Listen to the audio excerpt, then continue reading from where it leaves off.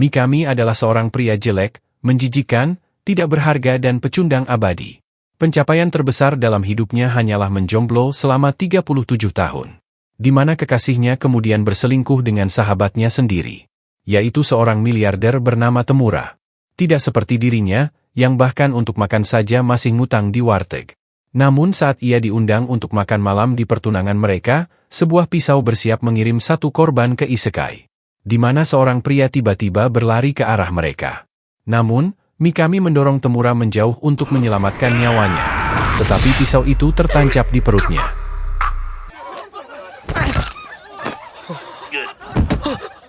Saat darah mulai keluar dari tubuhnya, ia merasakan sakit yang luar biasa, hingga terasa seperti terbakar. Pada saat itu, suara dewa mulai terdengar di kepalanya, menganugerahinya skill ketahanan panas.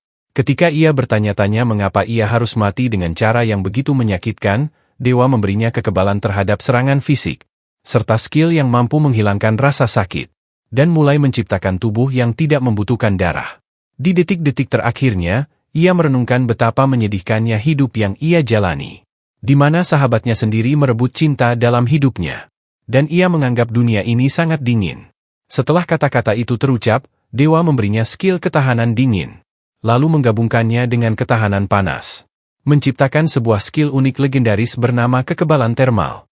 Dalam kata-kata terakhirnya, ia meminta temannya untuk menghapus galeri dan histori Google di HP-nya, dan berharap ia tidak mati sebagai pria yang menyedihkan. Sehingga di kehidupan berikutnya, ia bersumpah akan menjadi pria bad boy yang memiliki 10 pacar sekaligus. Sistem pun menganugerahinya skill legendaris bernama Predator. Saat jiwanya meninggalkan tubuhnya, ia bergumam bahwa bahkan seorang penyihir pun tidak mungkin hidup perjaka selama 30 tahun. Sehingga dewa pun menghadiahkannya skill unik bernama Great Sage. Setelah mengembuskan napas terakhirnya, jiwa Mikami dipindahkan ke dunia lain, tempat ia akan memperoleh kekuatan luar biasa, dan membangun peradabannya sendiri bersama para gadis elf yang cantik dan montok. Namun sebelum sempat bergerak, ia menyadari bahwa ia bereinkarnasi sebagai seekor slime yang buta. Ore, dou natte ru no? Nanka hen ja ne? Futsuu ningen te kusa tokase naku ne? Oh,え俺、今一体どうなってんの？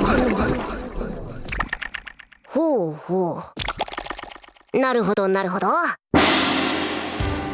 んということでしょう。あんなにかっこよくて男らしかったのに、かっこ自称かっこ閉じ。ってアホか！認められるか！でもスライムだよな。どうやら刺されて死んで転生しちゃったようだ。スライムに。Ia kemudian mulai menguji kekuatannya dengan melarutkan sebuah tanaman herbal penyembuh di dalam gua. Selama ratusan tahun, ia melahap apapun yang ia temukan di gua tersebut. Meskipun tubuhnya sebenarnya tidak membutuhkan makan dan tidur. Ketika ia bertanya-tanya kemana perginya semua yang ia telan, suara dewa menjelaskan bahwa hal itu adalah bagian dari skill predatornya. Sebuah kekuatan yang sangat overpower, yang memungkinkannya menyimpan dan menganalisis setiap objek yang ia makan hingga tak terbatas. Setelah menganalisis tanaman bernama Hippocute yang selama ini ia konsumsi, skill Great Sage menunjukkan bahwa ia dapat menciptakan ramuan penyembuh dari bahan tersebut. Ia pun mengonsumsi sisa tanaman yang ada, dan mengubahnya menjadi ramuan penyembuh. Ketika persediaan di gua habis, ia menemukan sebuah kristal langka, dan langsung menelannya. Saat terus melahap kristal-kristal lainnya, ia terpeleset dari tebing dan jatuh ke dalam air.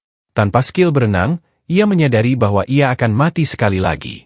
Namun dengan tekad bahwa ia tidak boleh mati 2 kali sebagai perjaka, ia mulai menelan seluruh air di sekitarnya, untuk mendorong dirinya keluar dari situasi itu, serta bersumpah akan melepaskan keperjakaannya di dunia baru ini. Sayangnya, dorongan itu terlalu kuat. Ia pun menabrak sebuah barier, yang menghantamnya kembali dan menghancurkan tubuhnya. Setelah tubuhnya pulih, ia mendengar suara jahat yang memanggilnya si kecil. Pada awalnya, Mikami mengira bahwa si kecil yang suara itu maksud, adalah sosisnya yang berukuran 3 senti. Namun tiba-tiba, seekor naga mulai berteriak, menyuruh untuk mendengarkannya. Mikami langsung meminta maaf, karena ia tidak dapat melihat apapun. Sang naga pun berjanji akan memberinya penglihatan dengan 2 syarat, yaitu menemani dirinya, dan tidak berteriak saat melihat wujudnya. Setelah Mikami menyetujui syarat tersebut, ia memperoleh skill tambahan bernama Magic Sense. Salah satu dari 10 skill terlarang di dunia ini. Di depan matanya, ia kini dapat melihat seluruh isi gua. Tetapi ia seketika merasa tertekan saat menyadari bahwa dirinya hanyalah seekor slime kecil yang tak berguna. Namun ketika pandangannya tertuju pada sang naga, ia langsung berteriak karena wajahnya yang sangat jelek. Naga itu pun memperkenalkan dirinya, yaitu sang naga badai, bernama Veldora. Salah satu dari 4 naga sejati di dunia ini. Oi, 約束は覚えているな。もちろんっすよ。怯えてなどいません。じゃあまた話に来ますんで。待て。ユニークか。ユニークと言いますと、異常な能力を持つ個体のことだ。ちょっとよくわからないっす。その自分人間だったんですけど、刺されて死んで気がついたらこんな姿になってて。なるほど、転生者か。転生、やっぱりスライムに生まれ変わったんですね。異世界からやってくる者はたまにいるが、転生者は我の知る限り初めてだ。魂だけで世界を渡ると普通は耐えられないからな。ってことは転生じゃなくて異世界からこっちに渡ってきた人はいるんですね。うん、異世界人と呼ばれている。なるほど。俺のスキルもそれかな。もしかしたら日本人もいるかも。ちょっとその異世界人を探して会ってみたいと思います。なんだ、もう行ってしまうのか。しょんぼりしてる。はあ。ベルドラさん、さっき封印されてたって言ってましたよね。よくぞ聞いてくれた。300 tahun lalu, ia disegel karena tidak sengaja mengubah seluruh kota menjadi abu. Saat pahlawan dunia berhasil mengalahkannya, ia terkurung oleh skill unik sang pahlawan, yang bernama Unlimited Prison. Setelah mendengar kisah tersebut, Mikami teringat betapa kesepiannya hidupnya selama 37 tahun. Sehingga ia pun bertanya kepada Veldora apakah mereka bisa menjadi teman. Namun, Veldora mulai bertingkah seperti gadis di anime romance. Dengan malu-malu berkata bahwa ia ingin berteman dengannya. Yoroshiku. ああ。いい年して友達ってちょっと照れるけど、こうして俺は通り魔に刺されて死んでスライムに転生して暴風竜ベルドラと友達になった。なんということもない普通の人生ではもうない。なんということでしょう。こんな人生が待っているとは。いや、スライム生？田村、ハードディスク消去してくれたかな。あいつ消す前に中見なかっただろうな。Setelah sepakat menjadi teman, Veldora mengungkapkan bahwa ia hanya memiliki sisa waktu 100 tahun sebelum seluruh kekuatan sihirnya habis. Menjelaskan bahwa gua ini dipenuhi mineral langka karena terus menyerap energinya. Namun, Mikami tidak ingin kehilangan satu-satunya teman yang ia miliki. Ia pun mencoba menggunakan skill predatornya pada barrier itu untuk menerobosnya. Tetapi hasilnya tetap gagal. Satu-satunya cara untuk menghancurkan penjara ini adalah dengan menganalisis barrier dari luar dan dari dalam. Namun karena skill Veldora disegel, ia membutuhkan waktu yang sangat lama untuk dapat menghancurkannya. Namun, Mikami tidak ingin kehilangan teman barunya. Ia pun merencanakan untuk menyimpan Veldora di dalam perutnya sambil bertualang. Memberi mereka berdua waktu untuk memecahkan segel tersebut. Setelah mendengar ide jenius itu, Veldora tertawa dan menyetujuinya. Senang bisa menjadi bagian dari petualangan baru slime itu. Namun sebelum berangkat, Veldora memutuskan untuk memberinya nama agar mereka bisa menjadi keluarga. Tetapi ia meminta slime itu untuk menamainya terlebih dahulu. Mikami pun mulai memikirkan nama yang keren untuk sang naga badai itu. Dan ia akhirnya memutuskan untuk menamainya Tempest. Setelah berteriak jijik mendengar nama itu, Veldora kemudian justru menganggap nama itu sebagai nama terbaik yang pernah diberikan seseorang. Dan memutuskan untuk menamai slime kecil itu sebagai Rimuru Tempest. Pada saat itu juga, cahaya terang mulai memancar dari dalam jiwa Rimuru. Mengukir nama tersebut ke dalam eksistensinya. Dan sejak hari itu, mereka pun sah menjadi keluarga. Sebelum pergi, Rimuru menggunakan kemampuannya untuk membungkus barrier itu, dan mulai menelannya. Skill Great Sage-nya pun mulai menganalisis skill Unlimited Prison. Namun pada saat yang sama, seluruh dunia merasakan lenyapnya keberadaan sang naga badai. Dan semua kerajaan bersiap melancarkan perang. Selama beberapa minggu berikutnya, Rimuru terus melahap mineral-mineral berharga yang ada di gua itu, dan membuka skill-skill overpower lainnya. Pada saat yang sama, ia melatih kekuatannya melawan seluruh monster di dalam gua, dan memperoleh skill untuk meniru wujud mereka saat bertarung melawan monster lain.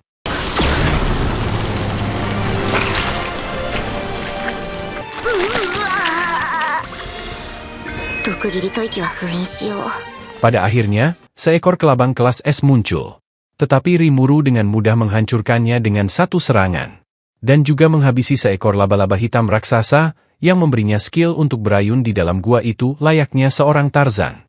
Akhirnya, ia menemukan jalan keluar dari gua. Dan pada saat itu pula, pintu dunia luar terbuka. Terlihat 3 orang petualang mulai masuk, bertugas untuk menyelidiki hilangnya Veldora. Dan di depan matanya, mereka mulai menghilang dan mulai menjelajahi gua itu. Dengan itu, terbukalah kesempatan Rimuru untuk akhirnya keluar dari tempat itu.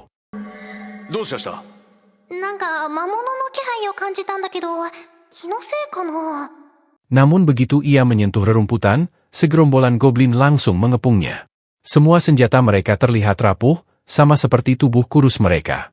Tetapi mereka memanggil Rimuru sebagai sosok yang kuat, dan bertanya-tanya mengapa ia berada di sana.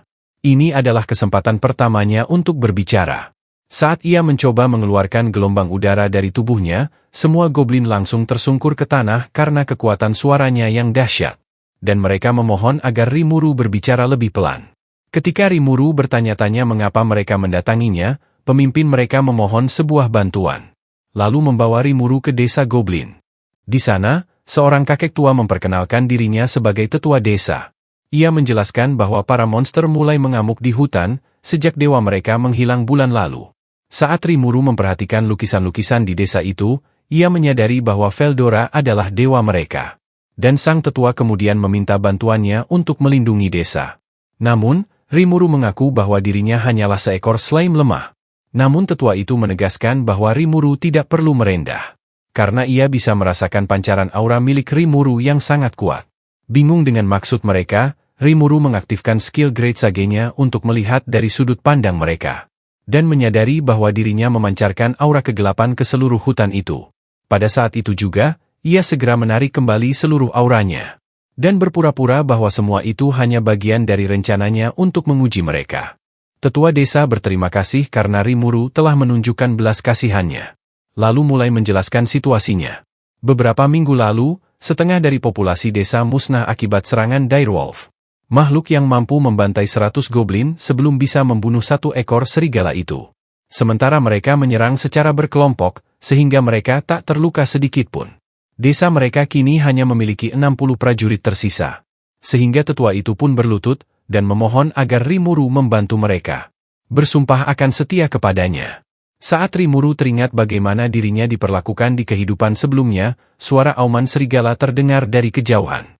Meski begitu, Rimuru berjanji akan memberikan mereka bantuan. Seluruh goblin pun bersumpah setia kepadanya. Dan ia kini resmi menjadi pemimpin desa para goblin.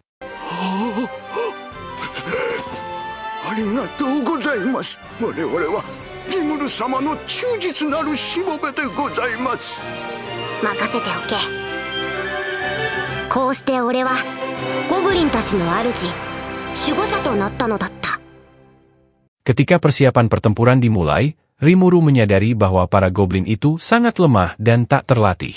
Ia pun memutuskan untuk merawat para prajurit yang terluka terlebih dahulu.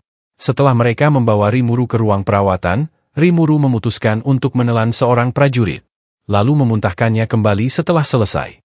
Dan seluruh lukanya sembuh secara instan. Karena saat Rimuru menelannya, tubuh prajurit itu langsung dipenuhi cairan penyembuh yang hangat dan lengket. Satu persatu, Rimuru mulai menyembuhkan semua prajurit. Hingga akhirnya malam pun tiba. Terlihat pemimpin para serigala telah mengumpulkan seluruh pasukannya. Dan mulai bergerak menuju desa. Namun, para goblin telah membangun pagar sederhana di sekeliling desa. Dan anak pemimpin direwolf memperingatkan ayahnya agar waspada terhadap slime itu.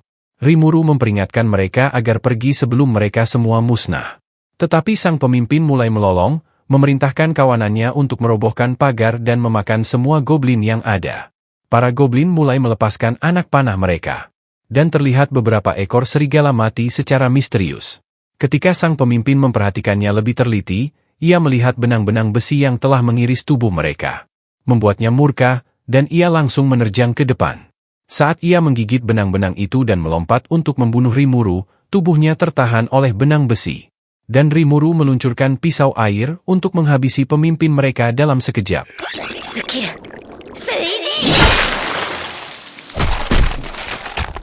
Dengan tewasnya pemimpin itu, Rimuru memerintahkan para serigala untuk menyerah atau mati. Namun setelah cukup lama mereka tidak merespon, Rimuru menggunakan skill predatornya untuk menelan pemimpin mereka. Dan mulai berubah menirukan wujudnya. Dengan kekuatan barunya, ia berteriak, memerintahkan para serigala untuk tunduk padanya. Namun mereka melawan, sehingga Rimuru pun mulai khawatir bahwa ia terpaksa harus membunuh mereka semua. Untungnya, mereka semua akhirnya berlutut di hadapannya. Dan bersumpah akan menjadi pengikut setianya. Saat Rimuru kembali ke wujud semula, desa itu akhirnya memperoleh kedamaian. Namun keesokan paginya, Rimuru tidak tahu bagaimana cara mengurus para serigala dan juga para goblin itu. Karena itu, ia pun memutuskan untuk memasangkan tiap satu goblin dan satu serigala. Dan kemudian membagi mereka ke dalam beberapa kelompok yang bertugas untuk mengumpulkan makanan dan membangun tempat tinggal. Namun ketika hendak memberi mereka arahan, ia menyadari bahwa ia tidak mengetahui nama mereka. Rimuru pun bertanya kepada pria tua pikun di sebelahnya tentang nama-nama mereka. Namun tetua itu menjawab bahwa mereka semua tidak memiliki nama. Mendengar itu, Rimuru pun memutuskan untuk memberi mereka semua nama. Begitu kata-kata itu terucap, seluruh desa langsung bersorak gembira.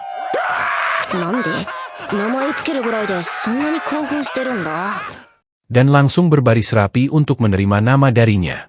Goblin pertama adalah sang kepala suku. Rimuru pun memutuskan menamainya Rigurd. Diambil dari nama putranya yang telah meninggal bernama Rigur. Dan memberi nama putra lainnya Rigur, yang sama dengan nama kakaknya. Berikutnya adalah Gopta. Satu-satunya goblin yang sangat jelek. Dan goblin berikutnya diberi nama Gopci. Setelah semuanya memiliki nama, sang tetua bertanya dengan serius. Bertanya apakah tidak masalah memberi mereka semua nama secara sekaligus.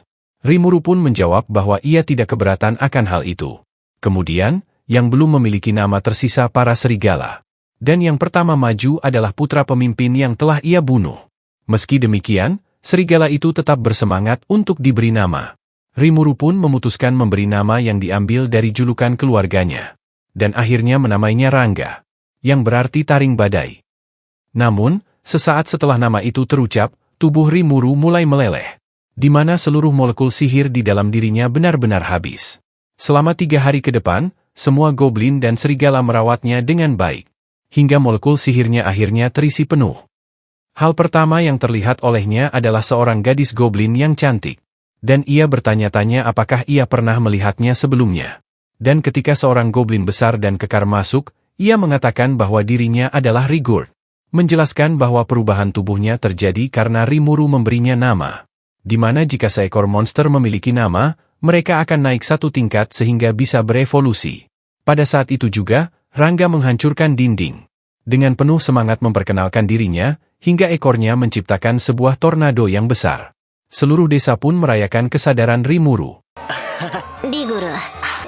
Rigurdo ni Gobuta. Omae wa anmari kawatte nai na. Teyuka shinka to iu yori, mou korea betsu no mamono da na. オスのゴブリンはホブゴブリンに、メスのゴブリンはゴブリナに進化しています。 Namun kemudian, saat Rimuru bertanya mengapa semua serigala ikut berevolusi, Rangga menjelaskan bahwa seluruh kawanan akan berevolusi ketika satu dari mereka diberi nama. Karena itu, mereka tidak lagi disebut Direwolf. Melainkan mereka telah menjadi Tempest Wolf. Rangga yang penuh semangat pun mulai menghempas Rimuru lagi. Saat ia terjatuh, ia menyadari bahwa mengelola desa ini akan menjadi hal yang sulit. Karena itu, setelah mengumpulkan semuanya, Rimuru menetapkan 3 aturan yang wajib dijalani semua orang. Pertama, tidak boleh menyerang manusia. Kedua, tidak boleh saling bertarung. Dan ketiga, tidak boleh merendahkan ras lain. Hai, Gobta-kun! Tashuzoku o mikudasanai toyu no wa? Omae tachi wa shinka shite tsuyoku natta daro. Choushi ni notte yowai shuzoku ni erasou ni suru na yo tte imi da. Eraku natta to kanchigai suru na. いつか相手が強くなって仕返しされてもつまらないだろ。わかりましたっす。そんなところだ。なるべく守るようにしてくれ。 Selain itu, ia menunjuk Rigurd sebagai raja para goblin. Rigurd pun sangat terharu hingga hampir kehilangan kendali, dan ia bersumpah akan menerima peran itu sampai akhir hayatnya. Mereka pun kemudian dibagi ke dalam kelompok untuk menjaga desa dan mengumpulkan makanan. Namun tidak satu pun dari mereka yang tahu cara membangun rumah. Selain itu, mereka juga tidak memiliki pakaian yang layak. ちょっと露出しすぎかな。それが悪いというわけでもないが。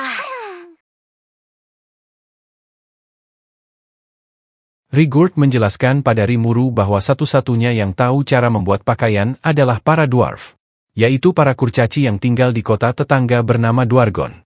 Mendengar hal itu, Rimuru memutuskan bahwa ia akan membujuk sendiri para dwarf agar membantu membangun desa ini, dan memerintahkan Rigurd untuk memegang kendali untuk sementara waktu. Sehingga sore itu juga, mereka berangkat ke kota Dwargon dengan menunggangi serigala. こうして俺はドワーフに会うため村を出発した。なんでもドワーフの住むドワルゴンとやらは結構大きな町で王様もいるらしい。ちょっと、いや、だいぶ楽しみである。 Setelah berlari menembus hutan dan mendaki perbukitan, mereka berhenti untuk beristirahat di malam hari. Saat Rimuru bertanya bagaimana kakak Rigur yang gugur bisa memiliki nama, Rigur menjelaskan bahwa nama itu diberikan oleh seorang iblis pengembara yang pernah bermalam di desa mereka beberapa tahun lalu. Rimuru bertanya siapa sosok iblis itu. Rigur pun menjawab bahwa ia adalah seorang prajurit dari seorang raja iblis. Mendengar kata-kata itu, Rimuru berharap ia tidak pernah bertemu raja iblis maupun pasukannya. Khawatir sebuah konflik akan terjadi. Saat melihat Rangga di tepi sungai, Rimuru memutuskan untuk bertanya apakah Rangga membencinya karena telah membunuh ayahnya. Namun serigala itu menjawab bahwa dirinya justru merasa bersyukur karena memperoleh nama baru, dan berniat untuk setia selamanya pada Rimuru. Keesokan harinya, mereka melanjutkan perjalanan melintasi padang rumput, dan kemudian duduk di dekat api unggun pada malam hari untuk makan malam.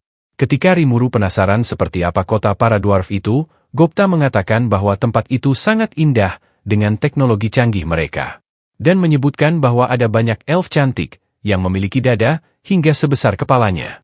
Mendengar ucapan itu, Rimuru merasa bersemangat, menyadari kesempatan untuk akhirnya melepaskan keperjakaannya yang gagal ia wujudkan di kehidupan sebelumnya. Pada hari berikutnya, mereka akhirnya tiba di kota Dwargon.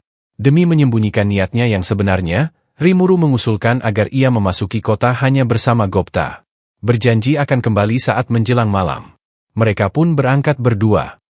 Saat tiba di sebuah antrian panjang, dua bandit muncul di depan mereka, mengancam akan membunuh Gopta yang kurus dan jelek itu, dan berpikir bahwa mereka bisa menjual Rimuru. Karena para bandit itu tidak mau pergi tanpa perkelahian, Rimuru menyuruh Gopta menutupi wajahnya. Seketika, ia berubah menjadi serigala, dan menyadari bahwa wujud serigala itu telah berkembang menjadi Tempest Star Wolf. Namun, para bandit tetap bersikeras bertarung, dan Rimuru menyadari bahwa bandit lain datang sebagai bala bantuan. Mereka semua pun mulai menyerang secara bersamaan. Tetapi Rimuru sama sekali tidak goyah, dan bersiap memperlihatkan kemampuannya. Ia melepaskan auman dahsyat dengan skillnya yang bernama Ancaman, menciptakan sebuah angin kuat yang seketika menghancurkan perisai dan menerbangkan mereka semuanya. Setelah itu, ia melihat para bandit itu telah menghilang, dan semua pelancong lain pun juga pingsan. Tak lama kemudian, para kesatria kota bergegas keluar, dan memutuskan untuk memasukkan Rimuru dan Gopta ke dalam sel, karena telah membuat semua orang pingsan. Dari dalam sebuah tong, Rimuru mencoba menjelaskan kepada Kapten Kaido bahwa dirinya hanya berusaha membela diri. Namun seorang prajurit lain datang, melaporkan bahwa ada seekor monster yang melukai beberapa pekerja di tambang. Kaido menyarankan agar mereka memberikan ramuan penyembuh pada para korban. Tetapi prajurit itu mengatakan bahwa persediaan ramuan penyembuh telah habis. Menyadari peluangnya, Rimuru memperlihatkan sebuah tong berisi ramuan penyembuh yang telah ia siapkan untuk mereka. Namun mereka bingung bagaimana Rimuru bisa keluar dari tong itu, dan bertanya-tanya apakah itu adalah benar-benar ramuan penyembuh. Namun karena kondisi yang sangat terdesak, Kaido pun memutuskan untuk mengambil resiko, dan ia membawa ramuan itu kepada para pekerja tambang. Malam itu, Kaido kembali bersama para pekerja yang terluka. Dan mereka berterima kasih kepada Rimuru karena telah menyembuhkan luka mereka. Sehingga setelah mereka pergi, Kaido memutuskan untuk membebaskan Rimuru. Dan kemudian menyajikan makan malam untuknya. Saat Kaido bertanya apa yang Rimuru inginkan sebagai balasan, Rimuru meminta untuk diperkenalkan kepada pandai besi terbaik di kota ini. Keesokan harinya, Kaido pun mengajaknya berkeliling kota. Melihat kota itu, Rimuru berpikir bahwa tempat ini jauh lebih modern dibanding desa para goblin. Ia sebenarnya tidak keberatan tinggal di sini selamanya. Tetapi ia telah berjanji akan kembali untuk membawa dwarf yang terampil. Tak lama kemudian, mereka tiba di bengkel pandai besi. Dan Kaido memperkenalkannya bernama Kaijin. Pada saat itu, 3 pekerja dwarf muncul. Terkejut melihat Rimuru berada di sini. Mereka adalah pekerja bengkel tersebut. Dan salah satu dwarf mengatakan bahwa Rimuru telah menyelamatkan mereka dengan ramuan penyembuhnya. Mendengar itu, Kaijin merasa senang. Berterima kasih kepada Rimuru, dan bertanya apa yang bisa ia berikan sebagai balasan. Setelah mengetahui apa yang diinginkan Rimuru, sang pandai besi mengatakan bahwa saat ini jadwalnya sangat padat. Karena ia harus mengirimkan 20 pedang kepada raja sebelum akhir pekan. Hingga saat ini, ia baru selesai membuat 1 pedang. Dan juga, bahan pedangnya telah habis. Sehingga ia pun kebingungan bagaimana bisa menyelesaikannya tepat waktu. Pada saat itu, Rimuru teringat bahwa ia pernah menelan biji sihir saat berada di dalam gua. Ia pun memutuskan untuk memuntahkannya. Melihat itu, sang pandai besi menyadari bahwa inti itu telah diproses menjadi gumpalan magic steel yang berkilau. Dan dengan bahan itu, ia dapat membuat pedang yang jauh lebih kuat. Rimuru mengatakan bahwa ia bersedia memberikannya secara gratis. Namun dengan syarat bahwa Kaijin bersedia mengajari para goblin di desanya tentang cara membangun rumah. Dan juga membuat senjata seperti miliknya. Kaijin menilai tawaran itu masuk akal. Dan ia pun setuju dengan kesepakatan tersebut. Dengan waktu yang tersisa hanya beberapa hari lagi, Kaijin memerintahkan para pekerjanya untuk segera bekerja. Merasa bisa membantu, Rimuru meminta untuk melihat pedang yang telah ia buat. Kaijin menjelaskan bahwa pedang itu dibuat dari gumpalan magic steel. Mengatakan bahwa pedang itu akan berkembang seiring dengan pertumbuhan kekuatan pemiliknya. Dan bisa menjadi pedang yang sangat kuat jika sang pemilik terus berkembang. Mendengar itu, Rimuru pun segera menyerap pedang itu. Memerintahkan sistem untuk menganalisisnya, lalu membuat salinan menggunakan gumpalan magic steel yang ada di dalam dirinya. Seketika, sistem melakukan perintahnya. Dan Rimuru mulai memuntahkan pedang yang sama persis seperti itu satu persatu hingga berjumlah 20 pedang. Malam itu, Kaijin berterima kasih atas bantuan Rimuru. Dan Garm mengatakan bahwa mereka berniat merayakan keberhasilan itu di bar. Mendengar hal itu, Rimuru merasa bersemangat. Menyadari bahwa ia akan segera mewujudkan salah satu impiannya. Saat mereka tiba di bar malam itu,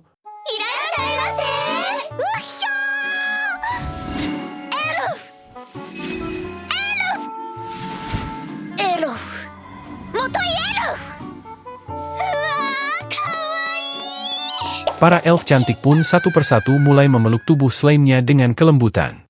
Membuat Rimuru merasa bahwa ia sedang berada di surga.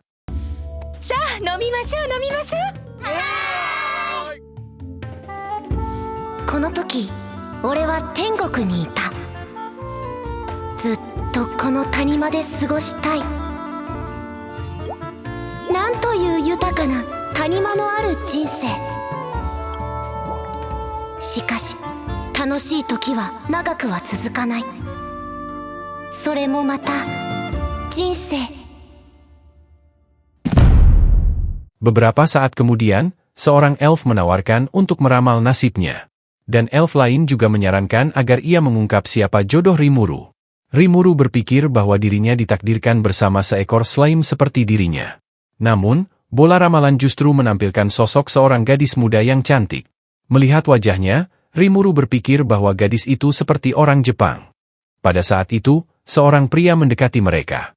Dan Kaijin menyadari bahwa ia adalah Vesta, musuh bebuyutannya, yang berusaha menjebaknya dengan tugas mustahil membuat 20 pedang untuk raja. Rimuru pun menilai bahwa pria itu sebagai sosok yang arogan dan menyebalkan. Pria itu mulai mengatakan bahwa Kaijin pasti akan kehilangan jabatannya, karena gagal memenuhi pesanan pedang. Lalu menghina Rimuru sebagai monster rendahan yang berani duduk di tempat ini. Saat ia mencoba membujuk kepala elf agar mengusir Rimuru, sang kepala elf mengatakan bahwa Rimuru hanyalah seekor slime yang tidak berbahaya, dan menyarankan pria itu menyelesaikan urusannya sendiri. Namun pria itu tidak terima, dan sengaja menumpahkan minumannya ke tubuh Rimuru. Karena pria itu adalah seorang menteri, Rimuru berpikir bahwa memukulnya justru akan membuat masalah bagi Kaijin. Sehingga ia pun memutuskan untuk diam. Akan tetapi, Kaijin langsung melayangkan pukulannya ke wajah pria itu. Saat Vesta masih terkejut akibat hantaman keras itu, Kaijin kembali memukul kepalanya hingga terjatuh. Menyadari konsekuensi yang akan terjadi, Kaijin menawarkan diri untuk bekerja di bawah Rimuru. Mendengar itu, Rimuru menjadi sangat senang. Namun malam itu juga, mereka semua ditangkap akibat pemukulan itu. Sementara menteri itu dibawa pergi dengan tandu. Di dalam sel, Rimuru menyadari bahwa Gupta masih tertidur hingga 2 hari. Dan Kaijin pun meminta maaf karena telah menyeret dwarf lain ke dalam masalahnya. Beberapa jam kemudian, ketika semua dwarf masih tertidur, Gupta akhirnya terbangun. Dan bertanya-tanya di mana dirinya berada. Namun Rimuru menyuruhnya kembali tidur, karena ia memang tidak berguna. Takut akan ditinggalkan, Gupta berusaha melepaskan diri. Tetapi Rimuru segera membungkamnya. Tidak ingin Gupta ikut ke dalam masalah ini. Keesokan harinya, saat mereka dibawa ke istana untuk diadili, Rimuru menyadari bahwa sang raja sendiri yang bertindak sebagai hakim. Dengan kondisi Vesta yang tampak parah, ia meminta raja untuk segera mengeksekusi Kaijin. Tak lama kemudian, juru tulis mengumumkan bahwa Kaijin dijatuhi hukuman 20 tahun kerja paksa di tambang. Sementara yang lain menerima hukuman 10 tahun kerja paksa. Sebelum mereka digiring menuju hukuman, sang raja bertanya kepada Kaijin apakah ia bersedia kembali bergabung dengan pasukan kerajaan. Namun Kaijin menjawab bahwa dirinya telah bersumpah setia kepada tuan barunya, dan tidak berniat meninggalkan tuannya. Menganggap jawaban itu sebagai tantangan, para kesatria bersiap membunuh mereka. Tetapi sang raja memerintahkan mereka untuk mundur, dan memutuskan agar Kaijin beserta yang lain diasingkan dari kota. Setelah mereka pergi, sang raja mengatakan kepada Vesta bahwa ia mencabut jabatannya.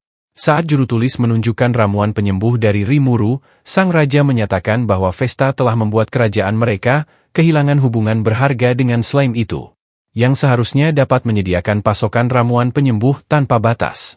Menyadari kerugian yang ia timbulkan, Vesta memohon ampun. Tetapi sang raja menyuruhnya pergi dari kota ini, dan jangan pernah muncul di hadapannya lagi. Keesokan harinya, Kaijin dan rekan-rekannya berpamitan kepada para prajurit lain, dan mereka pun mulai berangkat ke desa Rimuru. Beberapa minggu kemudian, Rimuru berubah menjadi Tempest Star Wolf, dan melepaskan petir hitam ke arah batu besar di depannya. Menghancurkannya, membuat air danau itu naik, sehingga menciptakan sebuah pelangi yang terbentang di langit. Menyadari betapa dahsyatnya kekuatan petir itu, Rimuru berpikir bahwa skill itu sebaiknya disembunyikan. Di dalam desa, Kaijin mulai mengajarkan para goblin cara membuat senjata. Sementara Garm menunjukkan proses pembuatan armor. Dan pada saat yang sama, Dort menunjukkan teknik kerajinan tangan. Dan Miet si kepala lonjong, memaparkan cara membangun rumah. Namun beberapa minggu sebelumnya, ketika Rimuru dan rombongannya pertama kali tiba di desa, ia melihat bahwa lebih dari 500 goblin baru telah bermigrasi ke desanya. Karena hutan tidak lagi aman bagi mereka. Saat Rimuru bertanya apa yang akan terjadi jika ia menolak para goblin itu, sistem memberitahu bahwa para goblin itu akan dibantai oleh monster yang berkeliaran di hutan. Tidak tega mengirim mereka menuju kematian, Rimuru memutuskan untuk menerima mereka ke dalam desanya. Dan memberi nama pada semua goblin, lalu akhirnya tertidur selama beberapa hari lagi. Saat berkeliling di area pemukiman baru, Rimuru melihat bahwa Gupta berhasil melarikan diri dari sel, di mana terlihat ia mendapat sebuah skill baru, yang mampu memanggil Tempest Wolf miliknya, kapan saja dan di mana saja sesuka hatinya. あいつ、やるときはやる男なんだな。リムルの中でゴブタの評価が何段か上昇していた。それじゃダメっすよ。もっとこうっときて、はあ、ボンって感じっす。教える方の才能はなさそうだな。リムルの中でゴブタの評価が何段か落ちた。 Pada saat itu juga, Rigurd bergegas menghampirinya. Setelah dipromosikan menjadi raja para goblin, ia melaporkan bahwa adanya manusia mencurigakan yang ditemukan di dalam hutan. Dan ia menduga bahwa para manusia itu berasal dari suatu negeri jauh, yang bertujuan untuk memperluas wilayah. Sementara itu di dalam hutan, terlihat sekelompok manusia sedang melarikan diri dari monster semut setelah tanpa sengaja menusuk sarang mereka. Tak punya pilihan lain, seorang gadis misterius di dalam kelompok itu memutuskan untuk menarik senjatanya. Dan api mulai menjalar di sepanjang pedangnya. Seketika, ia melepaskan semburan api kuat ke arah para semut, memukul mereka mundur. Saat seekor semut terbang ke arahnya, ia melompat tinggi dan menebasnya. Lalu menebas satu semut lagi. Ia berlari ke depan, membelah satu semut, dan menghantam yang lain. Membuat mereka meledak dalam kobaran api. Dan diakhiri dengan tusukan. Para petualang itu terkejut melihat kemampuannya. Namun ketika seekor monster mencoba menyerangnya secara diam-diam, kekuatannya mulai melemah akibat kelelahan. Untungnya, sebuah petir hitam turun menghantam semut itu, memusnahkannya seketika, dan membuat topeng gadis itu terlepas. Saat Rimuru muncul di balik debu, ia mengembalikan topeng gadis itu. Dan para petualang itu pun terkejut melihat ada slime yang bisa berbicara. Namun, ketika Rimuru mengembalikan topeng tersebut, ia menyadari bahwa gadis itu adalah sosok yang ia lihat di bola ramalan. Orang yang ditakdirkan menjadi jodohnya. Meski begitu, ia merasa pertemuan ini terjadi terlalu cepat. Hari itu juga, setelah kembali ke desa, Rimuru mendapati para petualang itu sedang makan dengan rakus, seperti orang yang tidak pernah makan selama 1 minggu. Pada saat itu, ia merasa pernah melihat mereka sebelumnya. Sistem pun mengingatkannya bahwa ia pernah bertemu mereka di dalam gua. Ketika Rigurd memperkenalkan Rimuru sebagai tuan agung mereka, para petualang itu heran bagaimana seekor slime bisa memimpin sebuah desa. Untuk membuat mereka merasa nyaman, Rimuru pun memperkenalkan dirinya sebagai slime yang ramah. Namun gadis misterius itu menyadari bahwa ucapan Rimuru itu berasal dari dialog di sebuah game. Para petualang kemudian berterima kasih atas bantuannya. Dan mulai memperkenalkan diri mereka masing-masing. Kevel mengatakan bahwa dirinya adalah pemimpin party. Sementara Eren dan Guido mengucapkan terima kasih atas makanan yang disediakan. Ketika gadis misterius itu memperkenalkan dirinya bernama Shizu, Rimuru menyadari bahwa gadis itu benar-benar berasal dari Jepang. Kevel menjelaskan bahwa kepala guild telah memerintahkan mereka untuk menyelidiki hutan demi mencari monster. Dan Rimuru pun menyadari bahwa keberadaan Veldora di dalam gua memang memiliki perang yang penting. Sore harinya, Rimuru memutuskan untuk bertanya kepada Shizu apakah ia benar-benar berasal dari Jepang. Namun Shizu mempertanyakan alasan mengapa Rimuru memperkenalkan dirinya dengan kalimat terkenal dari sebuah game. Saat Shizu menggendongnya, Rimuru merasa hari itu adalah hari keberuntungannya. Dan mengatakan bahwa dirinya juga berasal dari Jepang. Merasa senang mendengar hal itu, Shizu memperlihatkan wajahnya. Dan bertanya bagaimana Rimuru bisa datang ke dunia ini. Rimuru pun menceritakan bahwa dirinya bereinkarnasi setelah terbunuh di kehidupan sebelumnya. Namun, Shizu mengatakan bahwa dirinya dipanggil ke dunia ini. Mendengar itu, Rimuru teringat ucapan Veldora bahwa manusia yang dipanggil di dunia ini tidak bisa melawan orang yang memanggilnya. Dan mulai berpikir bahwa Shizu telah dimanfaatkan sebagai senjata. Rimuru lalu bertanya bagaimana Shizu bisa muncul di dunia ini. Shizu pun menjelaskan bahwa ia menghilang dalam kobaran api saat perang besar terjadi. Ketika ingatan itu membuatnya sedih, Rimuru berusaha menghiburnya. Dan meminta sistem untuk memperlihatkan memori hidupnya kepada Shizu. Seketika, Shizu melihat kehidupan lama Rimuru. Dan menyadari bahwa Rimuru adalah om-om mesum, yang selalu melihat foto-foto elf berbadan montok. Takut wanita itu ilfil, Rimuru segera melewati ingatan yang memalukan itu.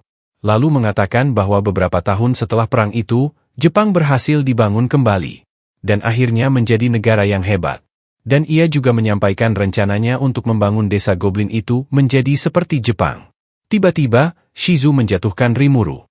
Dan mulai mengerang kesakitan. Saat Rimuru bertanya apa yang terjadi, Shizu mengatakan bahwa ia hanya sakit perut saja. Namun Rimuru tahu bahwa ia berbohong.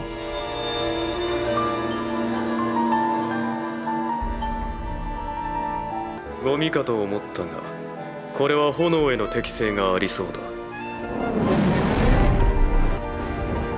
イフリート、お前に肉体を授ける。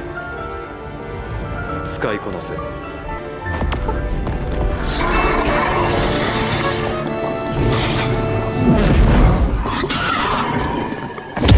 Keesokan harinya, Shizu terbangun dari mimpi buruknya. dan menyadari bahwa Eren masih tertidur pulas. Pada saat itu, ia kembali kesakitan. Mengeluarkan hawa panas dari tubuhnya, namun perlahan kembali tenang. Pagi itu, saat Shizu memandang ke bawah tebing, Rimuru muncul di belakangnya. Bertanya apakah Shizu menyukai desa goblin ini. Shizu menjawab bahwa ia menyukainya. Tetapi mengatakan bahwa ia harus meninggalkan desa ini sebelum ia membawa semua orang ke dalam masalah. Rimuru bertanya apakah ia memiliki tujuan. Shizu pun menjelaskan bahwa ia sedang mencari orang yang memanggilnya ke dunia ini.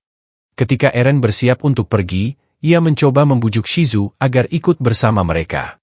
Namun Shizu menolak tawaran itu, takut keberadaannya hanya akan membawa masalah. Tepat saat mereka kembali bergabung dengan yang lain, Shizu kembali mengerang kesakitan. Para petualang bertanya apakah ia sakit perut. Tetapi topengnya tiba-tiba retak, dan kobaran api besar menjulang ke langit, membentuk pusaran awan gelap di atas mereka. Sesaat kemudian, sebuah bola api raksasa meledak di sekeliling Shizu, dan menghantam semua orang hingga terpental. Saat mereka menatap sosok Shizu di dalam nyala api, mereka menyadari bahwa gadis itu adalah Shizue Izawa, sang penakluk api yang sangat terkenal. Menyadari bahwa Shizu berbahaya, Rimuru memerintahkan Rigurd dan Rigur untuk mengevakuasi para goblin desa. Keduanya pun segera bergerak. Ketika api yang lebih besar menyelimuti Shizu, ia berubah menjadi seekor jin api bernama Ifrit.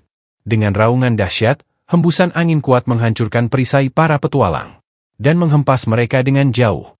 Saat Ifrit memanggil naga-naga api, mereka mulai membakar sisa-sisa desa. Takut mereka akan mati, Rimuru menyuruh para petualang untuk melarikan diri. Namun mereka justru menganggap ini sebagai saat yang tepat untuk menjadi pahlawan, dan memilih menghunuskan pedangnya untuk bertarung. Gaido mengatakan bahwa mereka menganggap Shizu sebagai anggota parti mereka. Sementara Eren menegaskan bahwa mereka tidak mungkin meninggalkannya. Namun Rimuru heran apakah mereka benar-benar waras. Melihat bahwa mereka sama sekali tidak memiliki peluang untuk melawan jin api itu. Ketika Rimuru menuntut penjelasan tentang apa yang Ifrit inginkan, Ifrit malah melepaskan semburan api ke arahnya. Rimuru pun membalas dengan pedang air, tetapi serangan itu menguap seketika. Saat naga-naga api terbang mendekat, Eren meluncurkan tombak es yang nyaris mengenai salah satu naga. Ia terus menembakkan serangan es lainnya, menyatakan pada Rimuru bahwa mereka bertekad bertarung hingga akhir. Ketika naga-naga lain mulai memuntahkan api ke arah Rimuru, Rimuru memanggil Rangga, dan mulai menghindari semua serangan api itu. Ia bertanya-tanya apakah seluruh air di dalam tubuhnya cukup untuk menghancurkan para naga secara sekaligus. Tetapi sistem memberitahu bahwa hal itu akan memicu ledakan uap yang dapat menghancurkan sekeliling mereka. Pada saat itu, Rimuru melihat Eren menusuk seekor naga dengan tombak esnya. Ia pun mendapatkan sebuah rencana. Pada saat itu juga, ia meminta Eren menembakkan tombak es ke arahnya. Dan saat Rimuru menelannya, tombak itu langsung larut. Setelah sistem selesai menganalisisnya, Rangga melompat melewati para naga dan menyemprotkan es ke sekeliling mereka, hingga ratusan tombak es mulai terbentuk. Dalam sekejap, tombak-tombak itu menghantam para naga itu, membuat mereka meledak secara instan. Namun, naga ketiga berhasil menghindari serangan Eren.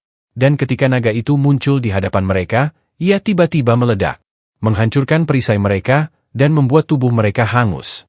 Saat para petualang tak sadarkan diri, Rimuru menyuruh Rangga membawa mereka menjauh ke dalam hutan, lalu memutuskan untuk menghadapi jin Ifrit itu seorang diri. Ketika Rimuru berdiri di hadapan jin api itu, Ifrit mulai memanggil puluhan bayangan dirinya untuk mengepung Rimuru. Namun saat mereka mencoba memanaskan Rimuru dengan hawa mendidih, Rimuru memusnahkan mereka dengan tembakan tombak es, hingga yang tersisa hanya tubuh aslinya. Namun, Rimuru segera menyadari bahwa dirinya terjebak, dan Ifrit mulai membakarnya di dalam lingkaran api. Dari kejauhan, para goblin menyaksikan nyala api yang sangat besar, dan mengira bahwa Rimuru telah hancur menjadi abu. Namun, terlihat Rimuru sama sekali tidak terluka. Sistem pun memberitahu bahwa ketahanan terhadap fluktuasi suhu dari skillnya langsung menghilangkan rasa panas dari api itu. Menyadari hal itu, Rimuru yakin ia akan memenangkan pertarungan ini. Saat Ifrit mulai berjalan pergi, Rimuru mengikatnya dengan benang besi, dan melompat keluar dari kobaran api. Putus asa untuk mengakhiri semuanya, Ifrit mulai memuntahkan api ke arah Rimuru dengan brutal. Tetapi ia tetap tidak terluka sedikitpun. Dengan skill predatornya, Rimuru langsung menelan jin Ifrit itu. Setelah semuanya berakhir, ia menemukan Shizu tergeletak tak sadarkan diri di tanah. Malam itu, saat Shizu terbaring di dalam tenda, ia meminta maaf karena hampir memusnahkan semua orang. Dan ketika napasnya semakin sesak, ia memutuskan untuk menceritakan kisah hidupnya kepada Rimuru. Saat pertama kali dipanggil ke dunia ini, ia sempat bertugas sebagai asisten Raja Iblis selama beberapa tahun. Hingga suatu hari, ia bertemu dengan seorang pahlawan di garis depan medan pertempuran, di mana Raja Iblis meninggalkan dirinya bersama kastilnya. Merasa mampu mengalahkan pahlawan itu, Shizu memutuskan untuk menyerangnya. Namun ia dipukul mundur, hingga api di pedangnya padam. Dan saat itulah ia menyadari bahwa pahlawan itu sangat kuat dibanding dirinya. Namun, pahlawan itu memutuskan untuk mengampuninya. Di mana pahlawan itu sadar bahwa Shizu hanyalah seorang anak yang dikendalikan Raja Iblis. Dan pahlawan itu pun memutuskan untuk merawatnya. Sang pahlawanlah yang memberi Shizu topeng itu, yang berguna untuk meningkatkan daya tahan sihir sekaligus menekan kekuatan roh api di dalam tubuhnya. Dan Shizu mengatakan pada Rimuru bahwa ia belajar sihir selama bertualang bersama sang pahlawan, yang membuatnya mampu mengendalikan kekuatan Jin Ifrit dengan topeng itu. Ia mengatakan bahwa masa petualangannya bersama sang pahlawan adalah waktu terbaik dalam hidupnya. Dan ia merasa sangat sedih saat sang pahlawan menghilang di depan matanya, meninggalkannya untuk selamanya. Mulai saat itu, Shizu memutuskan untuk menjadi lebih kuat. Dan ia pun mulai memusnahkan para monster sebagai misi hidupnya. Namun karena takut melukai orang lain, ia memilih pensiun dan menjadi guru, berharap dapat menjalani hidup yang tenang.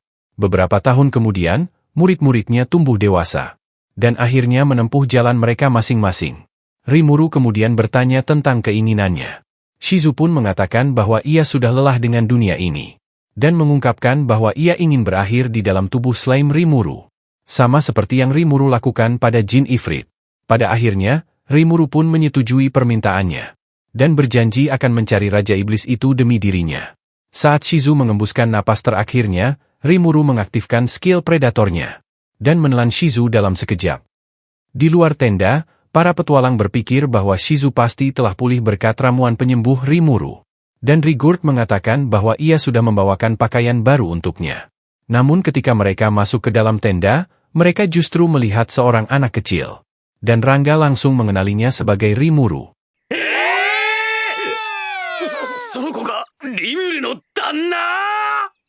Setelah Rimuru berkata bahwa Shizu telah meninggal, para petualang berpikir bahwa anak itu adalah Shizu. Namun Rangga mengatakan bahwa ia dapat merasakan mana sihir Rimuru di dalam tubuh itu. Untuk membuktikan jati dirinya, Rimuru berubah kembali menjadi slime. Dan menjelaskan bahwa ia telah menelan Shizu atas permintaannya sendiri. Sekaligus meminta maaf karena tidak memberitahu mereka sebelumnya. Keesokan harinya, para petualang memberitahu Rimuru bahwa mereka akan kembali ke kota untuk menyampaikan laporan kepada pemimpin guild mereka. Namun mereka meminta Rimuru untuk berubah ke wujud manusianya sekali lagi. Setelah melakukannya, mereka mulai mengucapkan terima kasih atas semua kebaikan Shizu pada mereka. Dan berjanji bahwa mereka akan menjadi petualang yang lebih kuat lagi. Kemudian, Rimuru memutuskan untuk memberi mereka armor dan jubah baru, mengatakan bahwa itu adalah hadiah perpisahan mereka. Dan setelah itu, mereka pun meninggalkan desa. Beberapa hari kemudian, Kaijin dan para goblin mulai membangun kembali rumah-rumah. Dan Rimuru membayangkan bahwa dalam beberapa bulan ke depan, desanya pasti akan berkembang menjadi sebuah kota kecil. Kemudian, Rimuru memberitahu Rigurd bahwa ia akan ikut makan malam bersama mereka. Berharap dengan wujud manusia barunya ini, ia bisa merasakan lagi lezatnya makanan. Senang mendengar kabar itu, Rigurd berjanji akan mengadakan pesta untuk menghormatinya. Sore harinya, Rimuru bertemu Rigurd dan para goblin, yang hendak berburu untuk pesta malam ini. Namun Gopta terkejut melihatnya, dan bertanya apakah Rimuru akan menumbuhkan payudara jika makan banyak. Rimuru pun menendang kepalanya karena berkata yang tidak-tidak. Kemudian, Rimuru memutuskan kembali ke gua lamanya, untuk mencoba skill aneh yang ia dapatkan dari tubuh Shizu. Pada saat itu juga, ia melepaskan api hitam Amaterasu, lalu menghilangkannya, menyadari bahwa api itu bisa membakar gua itu. Saat ia memutuskan mengenakan topeng Shizu, sistem memberitahu bahwa aura Rimuru kini tersembunyi, dan ia akan terlihat seperti manusia biasa. Rimuru menganggap ini kabar baik, karena ia akhirnya bisa mengunjungi kota-kota lain tanpa auranya terdeteksi. Tiba-tiba, Rangga memanggilnya melalui komunikasi pikiran. Ia pun segera bergegas pergi. Di dalam hutan, terlihat Gupta terluka oleh serangan musuh. Saat Rimuru tiba, Gupta meminta ramuan penyembuh. Tetapi Rimuru berkata bahwa itu hanya luka kecil. Menyatakan bahwa ia akan baik-baik saja. Di depannya, Rangga bertarung melawan dua musuh. Dan ia mulai menghantam pepohonan.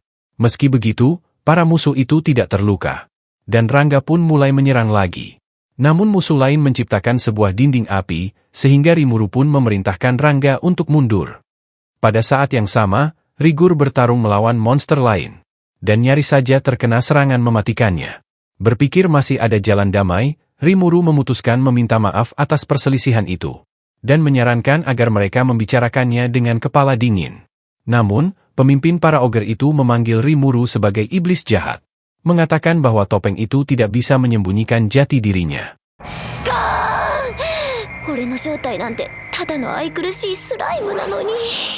Sambil mengarahkan pedang, ia berkata bahwa dirinya datang untuk membalas kematian saudara-saudaranya. Pada saat itu juga, pemimpin ogre itu langsung berlari maju dan berusaha membunuh Rimuru. Tetapi Rimuru seketika menghindar. Saat ogre raksasa mencoba menghantam dengan palunya, Rimuru mengeluarkan napas kelumpuhan yang membuatnya tertidur. Saat ia menghindari serangan ogre lain, ia terpesona oleh melon besar ogre itu. Sambil menghindari serangannya, Rimuru menahannya dengan benang baja. Mematahkan pedang ogre lain dengan armor tubuhnya, lalu menghantamnya ke sebuah pohon.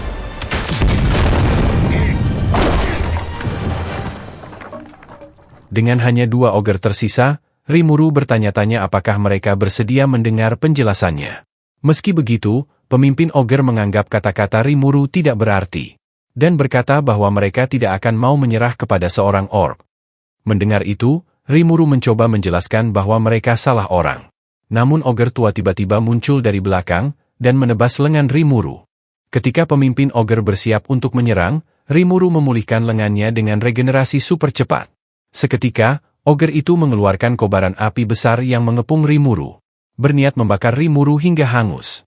Tetapi Rimuru berjalan keluar dari api itu dengan santai dan tak terluka. Saat itu, ia memutuskan untuk melepas topengnya untuk memperlihatkan kekuatannya. Sambil memancarkan aura yang kuat, ia menembakkan api hitam ke langit. Dan memperluasnya menjadi sebuah tornado raksasa.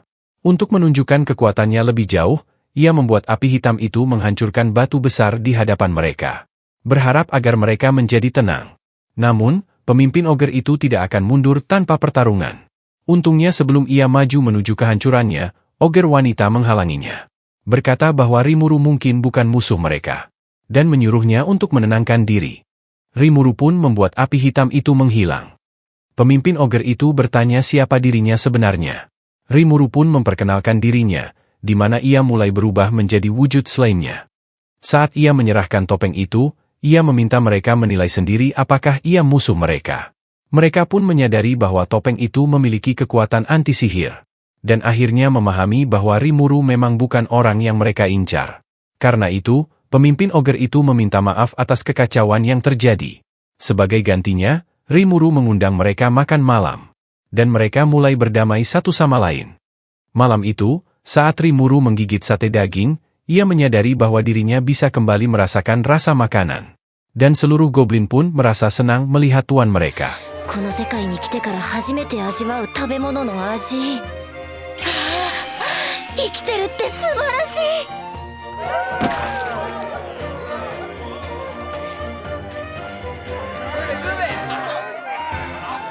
Namun, saat Kaijin mengetahui bahwa para ogre diserang oleh para orc, ia merasa hal itu aneh.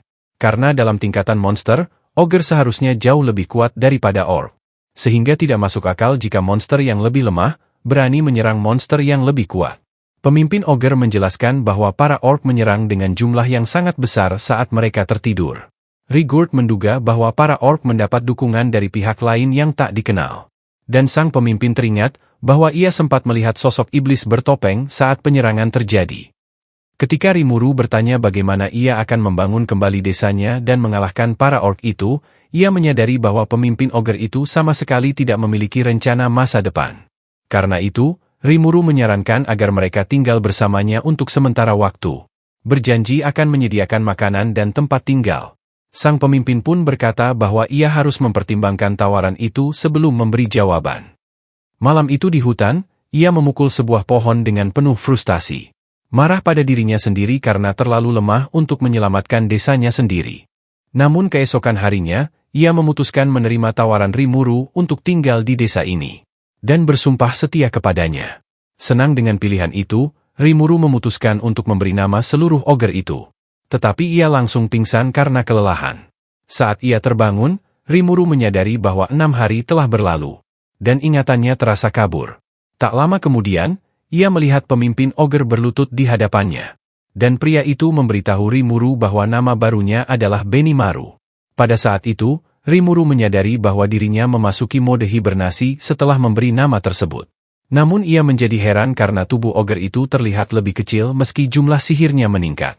Ia pun menduga bahwa hal itu karena evolusinya. Ketika ogger lain memperkenalkan dirinya bernama Shuna, Rimuru menyadari bahwa ia adalah sang putri dari desa ogger. Tak lama kemudian, Rimuru mengetahui bahwa ogger berambut ungu yang menempelkan dadanya padanya adalah Shion. Kakek tua itu bernama Hakuro, dan pria berambut biru bernama Souwei. Saat Rimuru bertanya di mana satu ogger lainnya, pria itu segera memasuki tenda. Dan Rimuru menyadari bahwa penampilannya tidak seburuk yang ia ingat. Ogger itu memperkenalkan dirinya sebagai Kurobe. Dan Rimuru heran karena mereka sangat cantik dan tampan. Berbeda dengan para goblin yang sangat jelek. Beberapa hari kemudian, Rimuru bertanya pada Benimaru alasan mengapa desanya diserang. Benimaru pun menjelaskan bahwa serangan terjadi setelah ia menolak tawaran seorang pria misterius yang ingin memberinya nama.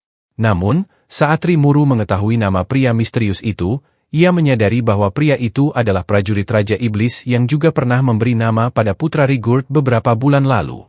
Ketika Souwei muncul di depan mereka, ia memberitahu Rimuru bahwa ia melihat sekelompok monster kadal sedang menuju ke desa. Ia menganggap bahwa itu sangat penting. Mengatakan bahwa mereka juga sempat mengunjungi desa goblin terdekat. Rimuru pun menyadari bahwa kedatangan mereka hanya tinggal menunggu waktu. Beberapa hari kemudian, Rimuru mengetahui bahwa Shuna mampu membuat kain sutra. Namun Shuna kelelahan karena terus membuat sutra, dan ia memeluk tubuh slime Rimuru yang kenyal. Di sisi lain, Shion yang kini menjadi sekretaris barunya tidak ingin Rimuru dekat dengan Shuna. Saat itu, Shuna dan Shion pun mulai memancarkan aura. Ingin mengklaim Rimuru sebagai milik mereka. Ketika mereka saling menarik tubuh slime-nya, Shion melihat celah. Dan akhirnya berhasil merebut Rimuru. Sore itu, Rimuru memberitahu para ogger bahwa Shion telah menyiapkan makan siang untuk mereka semua. Namun, mereka segera menolak tawaran itu. Mengetahui bahwa mimpi buruk akan terjadi. Pada saat itu juga, Souwei memanggil bayangan tubuhnya. Mengatakan bahwa ia berniat melakukan pengintaian, lalu menghilang seketika. Tak lama kemudian, Shion datang membawa makan siang. Dan Rimuru sadar bahwa itu adalah makanan terburuk yang pernah ia lihat seumur hidupnya. Shion membujuk Rimuru agar segera memakannya sebelum hidangan itu dingin. Tetapi dari penampilannya saja, ia sudah bisa merasakan bahwa jiwanya akan pergi jika memakannya. Karena terlalu takut untuk memakannya, sistem menyuruh Rimuru agar mengarahkan suapannya ke arah kanan. Seketika, makanan itu ia sodorkan ke samping tubuhnya. Di mana Gopta langsung melahap cairan lengket menjijikan itu. Terkejut oleh rasanya, Gopta langsung berubah warna menjadi ungu. Berteriak kesakitan hingga ia akhirnya tak sadarkan diri. Berpikir jiwa Gopta telah meninggalkan tubuhnya, Rimuru mengatakan bahwa pengorbanan Gopta tidak sia-sia. Dan berharap ia menemukan kedamaian di alam baka. Beberapa hari kemudian, Rigurd datang memberitahu Rimuru bahwa sekelompok Lizardmen sedang menunggu untuk bertemu dengannya. Sebelum berangkat, Benimaru dan beberapa ogger menawarkan diri untuk ikut. Saat mereka tiba di luar desa, mereka bertanya-tanya di mana pemimpinnya. Pada saat itu, para Lizardmen mulai menghentakkan tombak mereka ke tanah. Dan seekor kadal berambut gondrong pun langsung melompat ke depan. Ia memperkenalkan dirinya sebagai Gabiru. Dan memerintahkan mereka semua untuk tunduk padanya. Karena ia adalah penyelamat baru mereka. Namun, Rimuru dan yang lain menganggapnya hanya seperti badut yang tak berguna. Amarah Shion pun mulai memuncak, sehingga aura membunuhnya terpancar kuat. Dan ia mulai menjepit Rimuru dengan melonnya. Gabiru kemudian berkata bahwa pasukan orc sedang bergerak menuju desa mereka. Menyatakan bahwa satu-satunya cara agar selamat adalah dengan bergabung ke dalam pasukannya. Dan ia juga menghina mereka sebagai makhluk lemah dan kotor. 貧弱な貧弱貧弱 Wow. Ucapan itu membuat Shion semakin marah, dan ia semakin menjepit Rimuru dengan keras. Gabiru kemudian berkata bahwa ia telah mendengar bahwa ada di antara mereka yang berhasil menjinakkan Direwolf, dan mengatakan bahwa ia akan menjadikan orang itu komandan di pasukannya. Saat Rimuru mencoba menjelaskan bahwa mereka sebenarnya tidak pernah menjinakkan para serigala, Gabiru langsung merendahkannya. Menyuruh slime itu untuk menutup mulutnya. Mendengar itu, Rimuru langsung memanggil serigalanya. Dan ketika Rangga muncul di depan mereka, para ogre sadar bahwa ukuran serigala itu kini 2 kali lebih besar. Rangga bertanya apa yang kadal itu inginkan. Gabiru pun meminta Rangga untuk bergabung dengan pasukannya, dan menyuruhnya untuk meninggalkan Rimuru. Karena Rangga sama sekali tidak terpengaruh, kadal itu menantang Rimuru untuk berduel. Berharap kemenangan dapat membuat Rangga terkesan.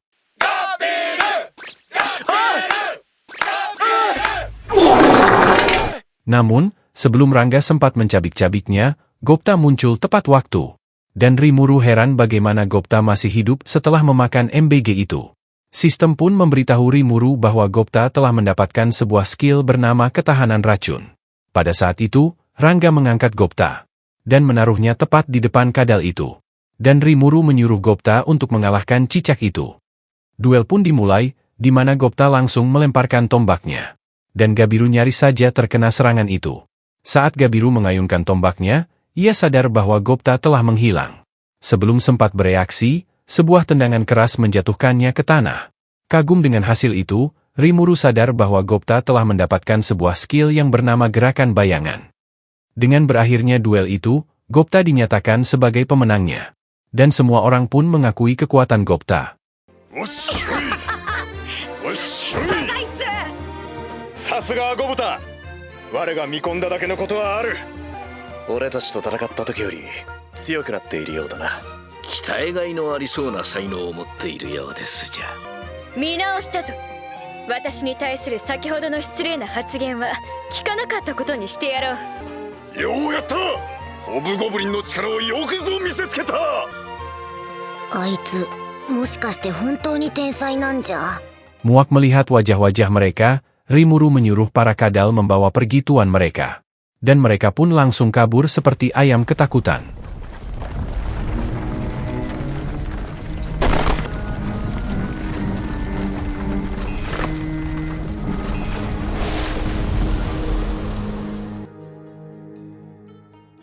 Keesokan harinya dalam sebuah rapat, Souwei memberitahu bahwa 200.000 prajurit orc sedang bergerak menuju desa. Membuat Rimuru bertanya-tanya bagaimana cara untuk menghadapi jumlah sebesar itu. Ia menduga ada Raja Iblis yang mendukung peperangan ini.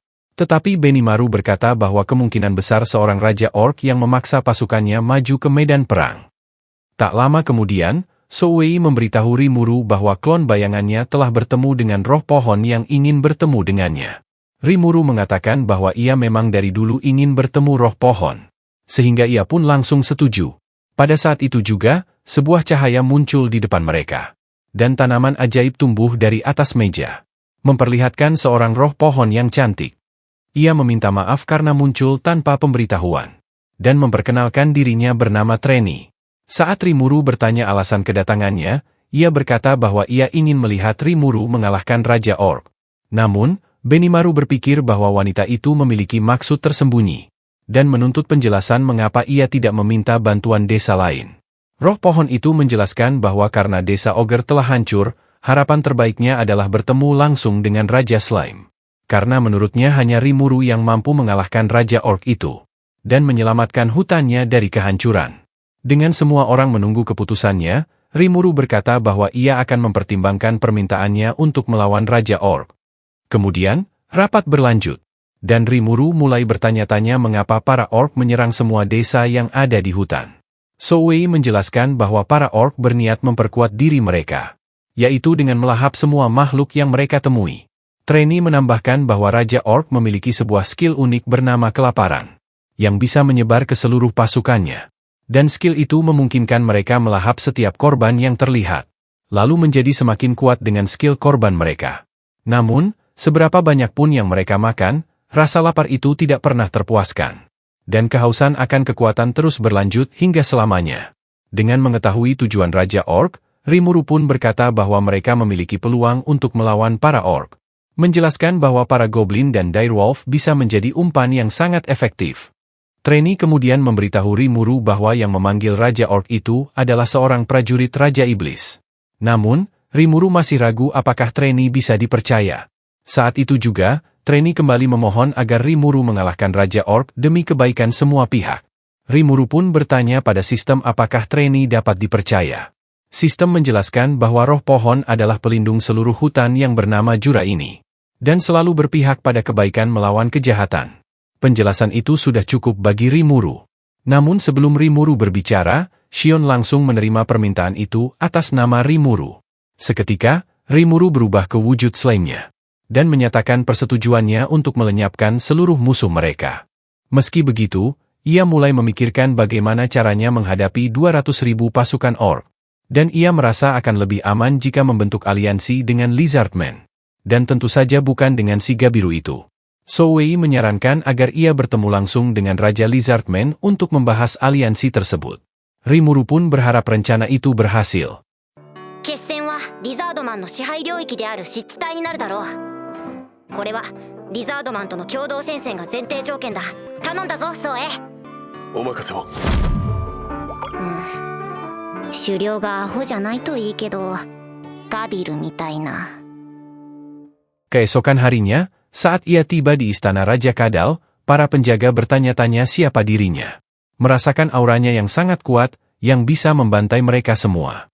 Namun, Souwei menjelaskan bahwa ia datang sebagai utusan dari tuannya. Dan menyatakan bahwa tuannya ingin membentuk aliansi dengan mereka.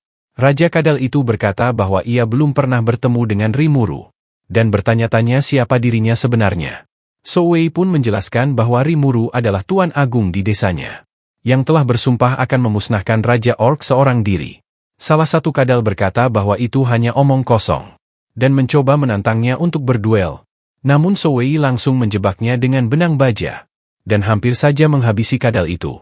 Namun sang raja meminta agar nyawanya diampuni. Demi perdamaian, Souwei pun melepaskannya. Dan menegaskan bahwa tujuannya di sini hanyalah untuk membentuk aliansi. Raja Kadal menyadari bahwa ia mungkin tidak akan menemukan sekutu yang lebih baik dari ini. Sehingga ia pun menerima aliansi tersebut. Tetapi meminta untuk bertemu Rimuru sebelum perang dimulai. Souwei merasa permintaan itu masuk akal. Dan berkata bahwa mereka akan kembali dalam waktu 1 minggu. Namun, ia juga meminta sang raja agar tidak maju ke medan perang terlebih dahulu. Beberapa jam kemudian, dengan pasukan kerajaan berkumpul di dalam gua, sang raja memerintahkan mereka untuk menjauh dari perang sampai bala bantuan Rimuru tiba. Dan memerintahkan mereka agar fokus mempertahankan gua dari serangan orc.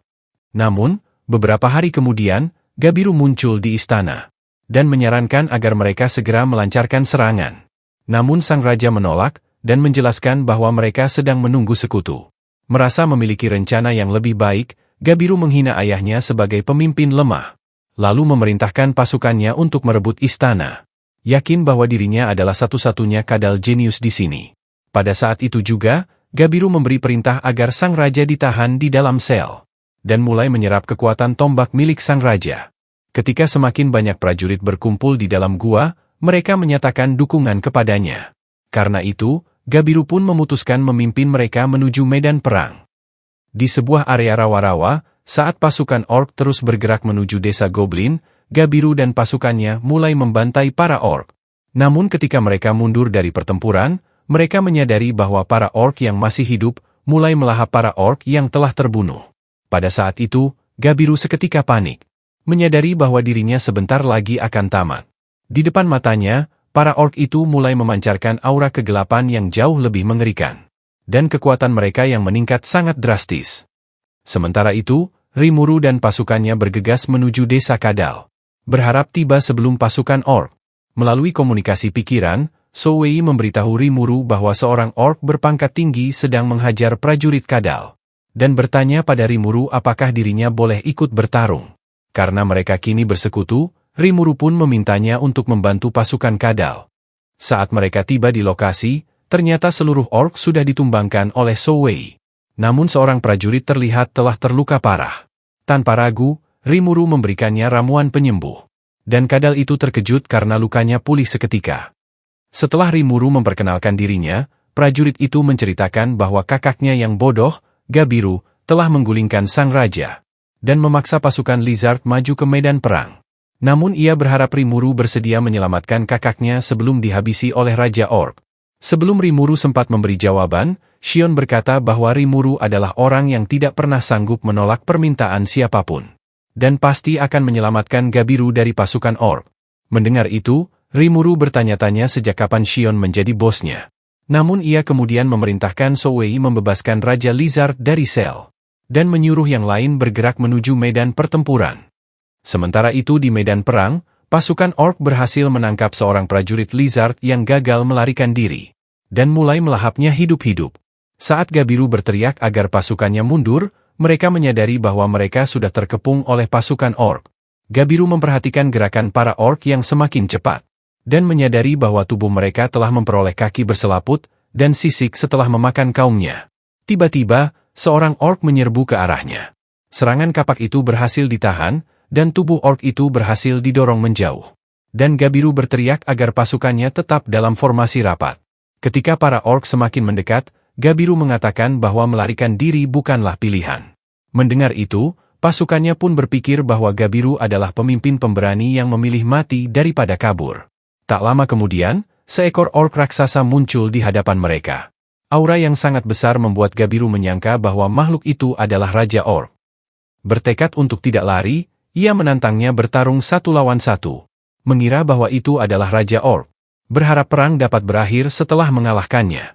Namun, babi itu menjelaskan bahwa dirinya hanyalah seorang jenderal dalam pasukan Raja Orc. Mendengar itu, Gabiru merasa tidak ada harapan untuk memenangkan perang ini. Tetapi sang jenderal tetap menerima tantangannya. Saat Orc itu memukul mundur Gabiru dengan ayunan kapaknya, Gabiru melepaskan serangan Vortex Crash. Tetapi berhasil dihentikan oleh hembusan angin sang jenderal. Menciptakan sebuah ledakan di antara mereka. Seketika, sang jenderal melepaskan skill Chaos Eater. Namun Gabiru berhasil menghindari para monster itu. Saat para prajuritnya hendak ikut bertarung, ia memerintahkan mereka tetap menjauh. Lalu maju sendirian. Serangan demi serangan pun berhasil ditahan. Namun tubuhnya kemudian terpental. Ketika para monster kembali menyerbu, Gabiru berlari ke arah mereka. Menumbangkan satu persatu, sambil menghindari ayunan kapak sang monster. Namun saat ia berusaha menancapkan tombaknya, Orc itu berhasil menahannya. Dan menghantam tubuh Gabiru hingga terhempas. Saat sang jenderal bersiap menghabisinya, Gopta muncul tepat waktu dan menyelamatkan Gabiru. Gabiru mengira bahwa ia adalah pemimpin desa Goblin. Tetapi Gopta bingung dengan apa yang kadal itu bicarakan. Saat Rangga muncul di sampingnya, ia memberitahu Gabiru bahwa Gopta adalah kapten pasukan penunggang Goblin. Dan berkata bahwa mereka datang untuk menyelamatkannya atas perintah tuan mereka. Melihat itu, sang jenderal Orc menganggap mereka semua hanyalah makanan bagi perutnya. Dan berkata bahwa ia siap memusnahkan mereka semua. Begitu kata-kata itu terucap, kubah misterius mulai bermunculan di seluruh medan perang. Dan seketika menghancurkan pasukan Orc itu. Sang jenderal mengira kaum Lizard yang bertanggung jawab atas serangan itu. Dan bertanya-tanya bagaimana cara memusnahkan mereka sekaligus. Namun, kubah-kubah itu terus menghancurkan semakin banyak Orc. Saat debunya mulai menghilang, Benimaru dan yang lain muncul di hadapan mereka. Dan ia berkata bahwa ia datang untuk membalaskan kematian saudara-saudaranya. Cahaya mistis mulai muncul di tangannya, dan ia mengancam akan menghapus mereka tanpa sisa. Seketika, cahaya itu dilemparkan. Dan membesar menjadi kubah energi. Meledakkan para Orc dalam sekejap. Meski demikian, sang jenderal masih berpikir bahwa pasukannya masih unggul. Dan menyatakan bahwa mereka tidak akan menghentikan perang. Karena itu, Rangga pun memutuskan menjadi penantang berikutnya. Seketika, ia langsung memancarkan aura yang sangat kuat. Awan tebal mulai berkumpul, dan tornado yang dahsyat turun bersama belasan tornado lain. Menyapu bersih pasukan Orc itu. Saat Rimuru bertanya-tanya skill apa itu, sistem memberitahunya bahwa jurus itu bernama Deathstorm. Kekuatan yang cukup untuk memusnahkan satu pasukan penuh. Pada saat yang sama, petir hitam menyambar sang jenderal. Menghanguskannya secara instan. Dengan sebuah raungan, Rangga menghentikan badai itu. Dan ia akhirnya berevolusi menjadi Tempest Star Wolf. Di saat bersamaan, Benimaru kembali menghancurkan para orc dengan kubah-kubahnya. Sementara Hakuro melesat menembus pasukan musuh, menebas ratusan orc dalam sekejap mata. Babi-babi yang tersisa masih merasa bahwa mereka memiliki peluang menang. Dan mereka melompat untuk menghabisi Shion. Namun Shion melepaskan satu tebasan yang memusnahkan mereka hingga beratus-ratus meter jauhnya. Melihat itu, Rimuru berharap bahwa ia tidak pernah membuat Shion marah. Di depan matanya, kubah milik Benimaru terus meluluhlantahkan pasukan orc. Dan Rimuru pun berharap para ogre tetap bersamanya setelah perang ini berakhir. Saat itu juga, ia melihat keberadaan Raja Orc. Dan memutuskan untuk mengenakan topengnya. Menyadari bahwa inilah saatnya untuk memusnahkannya dan mengakhiri perang. Tiba-tiba, suara keras terdengar. Dan sebuah cahaya melesat ke arah Rimuru, lalu menghantam tanah dengan keras. Ketika debunya mereda, tampak sesosok makhluk berdiri di hadapan mereka. Dan ia mulai memaki mereka semua karena rencananya telah hancur. Rimuru menyadari bahwa ia adalah Lord Gelmut, prajurit pasukan Raja Iblis yang memberi nama kepada Gabiru dan Raja Orc. Makhluk itu kemudian mulai berkata bahwa ia berniat menciptakan Raja Iblis di hutan ini. Sosok yang akan mematuhi setiap perintahnya seperti boneka. Mengungkapkan bahwa perang ini ia mulai agar monster terakhir yang bertahan hidup dapat menjadi Raja Iblis.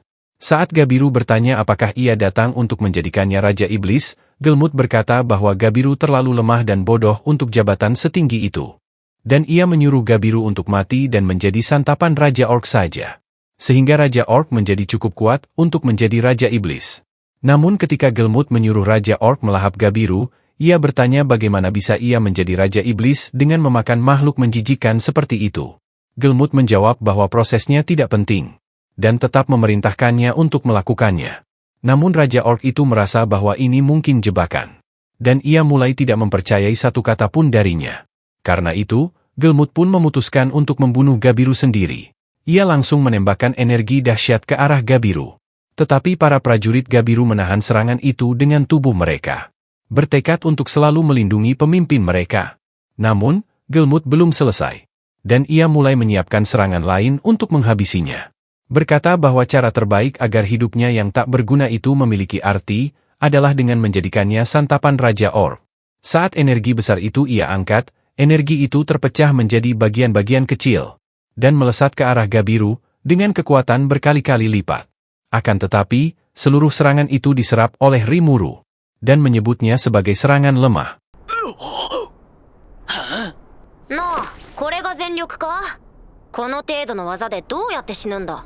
Setelah melemparkan ramuan penyembuh kepada Gabiru, Rimuru meminta Gabiru untuk menyembuhkan anak buahnya dari luka-luka mereka.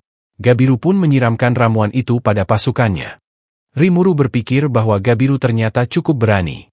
Karena tetap bertahan dalam perang meski ia tidak memiliki peluang untuk menang sama sekali. Dan ia merasa inilah saatnya untuk membantunya. Rimuru pun langsung memukul perut burung licik itu, lalu menghantamnya sekali lagi hingga ia terpental. Karena Gelmut tampak enggan melawan, Rimuru sempat menduga bahwa ia memiliki skill tersembunyi. Tetapi tetap menendangnya hingga tergeletak di tanah. Rimuru menuntut penjelasan tentang siapa Raja Iblis yang sebenarnya. Tetapi Gelmut tergesa-gesa memohon perlindungan. Dan ia mengingatkan Raja Orc bahwa dirinya telah memberi nama Geld kepadanya. Saat itu juga, sang orc teringat ucapan Gelmut, yang menyatakan bahwa dirinya telah ditakdirkan untuk menguasai hutan Jura sebagai bencana orc.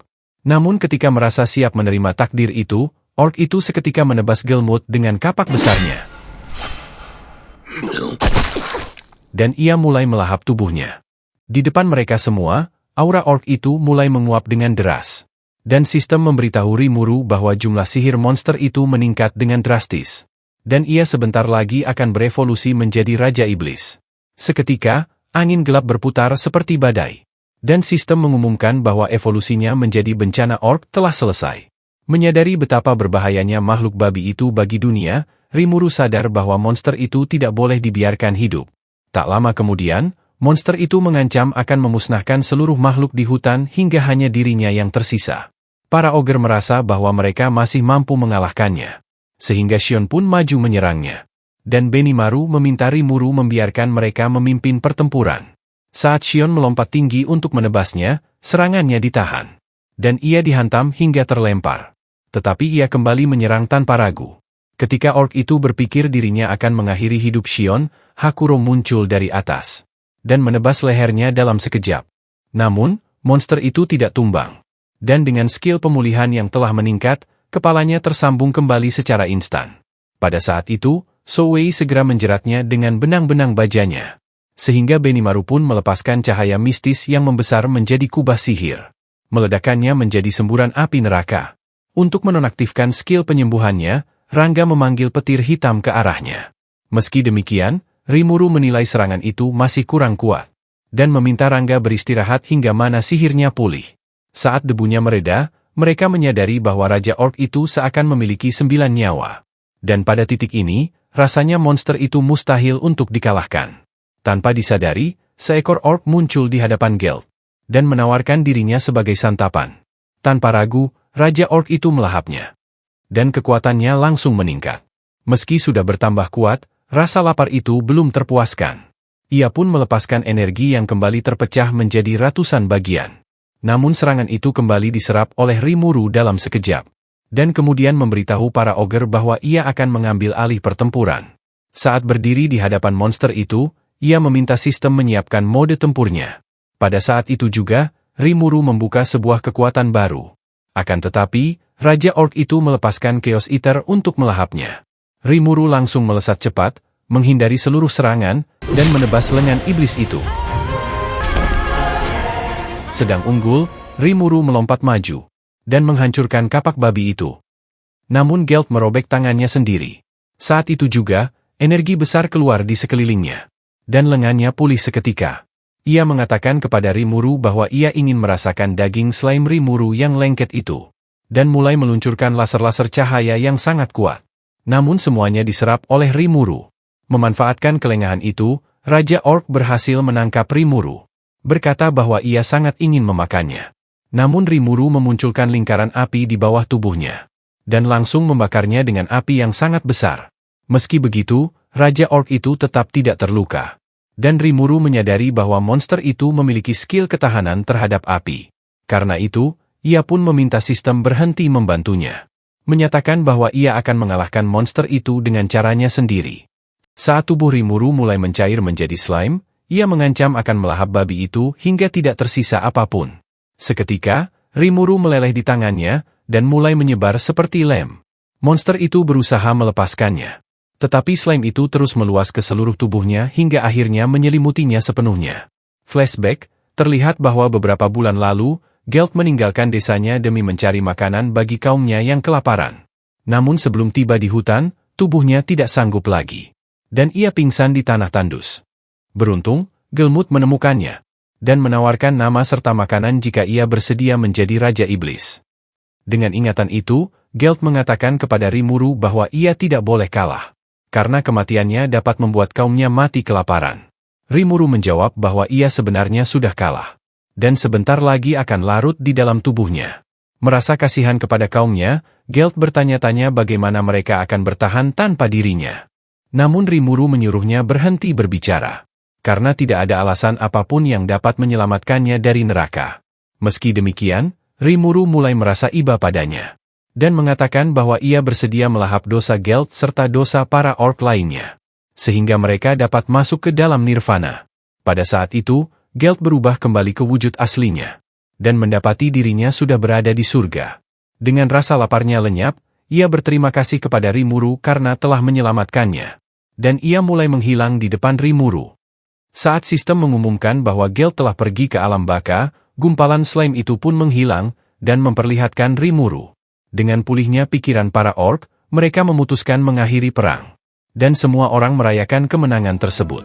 多くの侵攻はこの時点をもって終了した。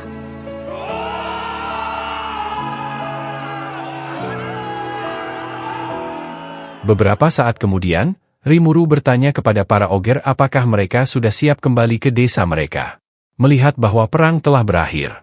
Namun, Benimaru justru menyatakan kesetiaannya. Dan mengatakan bahwa mereka ingin terus melayaninya. Ogre lain pun menyatakan demikian. Dan Shion juga berkata bahwa dirinya memiliki pekerjaan terbaik di dunia ini. Dan berjanji tidak akan meninggalkannya hingga akhir hayat mereka. Keesokan harinya, seluruh monster berkumpul dalam sebuah rapat untuk membahas hukuman bagi para orc yang telah menghancurkan banyak desa.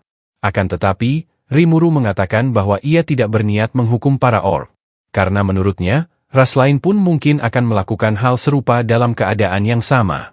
Raja Kadal menilai keputusan itu buruk, dan mengatakan bahwa para orc setidaknya pantas menerima hukuman berat.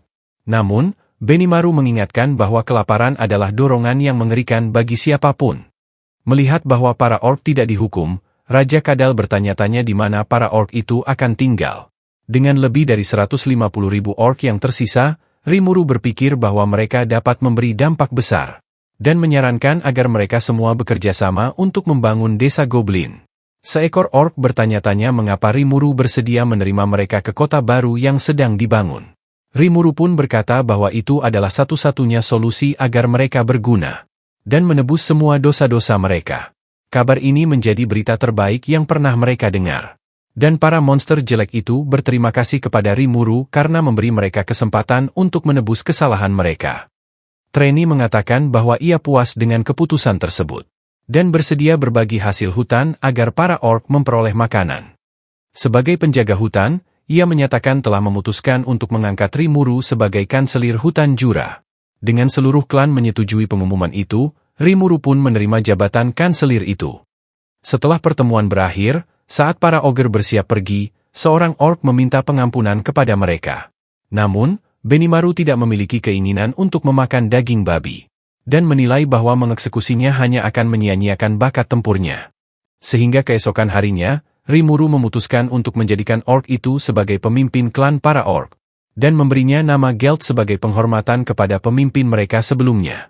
Saat itu juga, cahaya mistis menyelimuti dirinya, dan ia langsung berevolusi menjadi Raja Orc.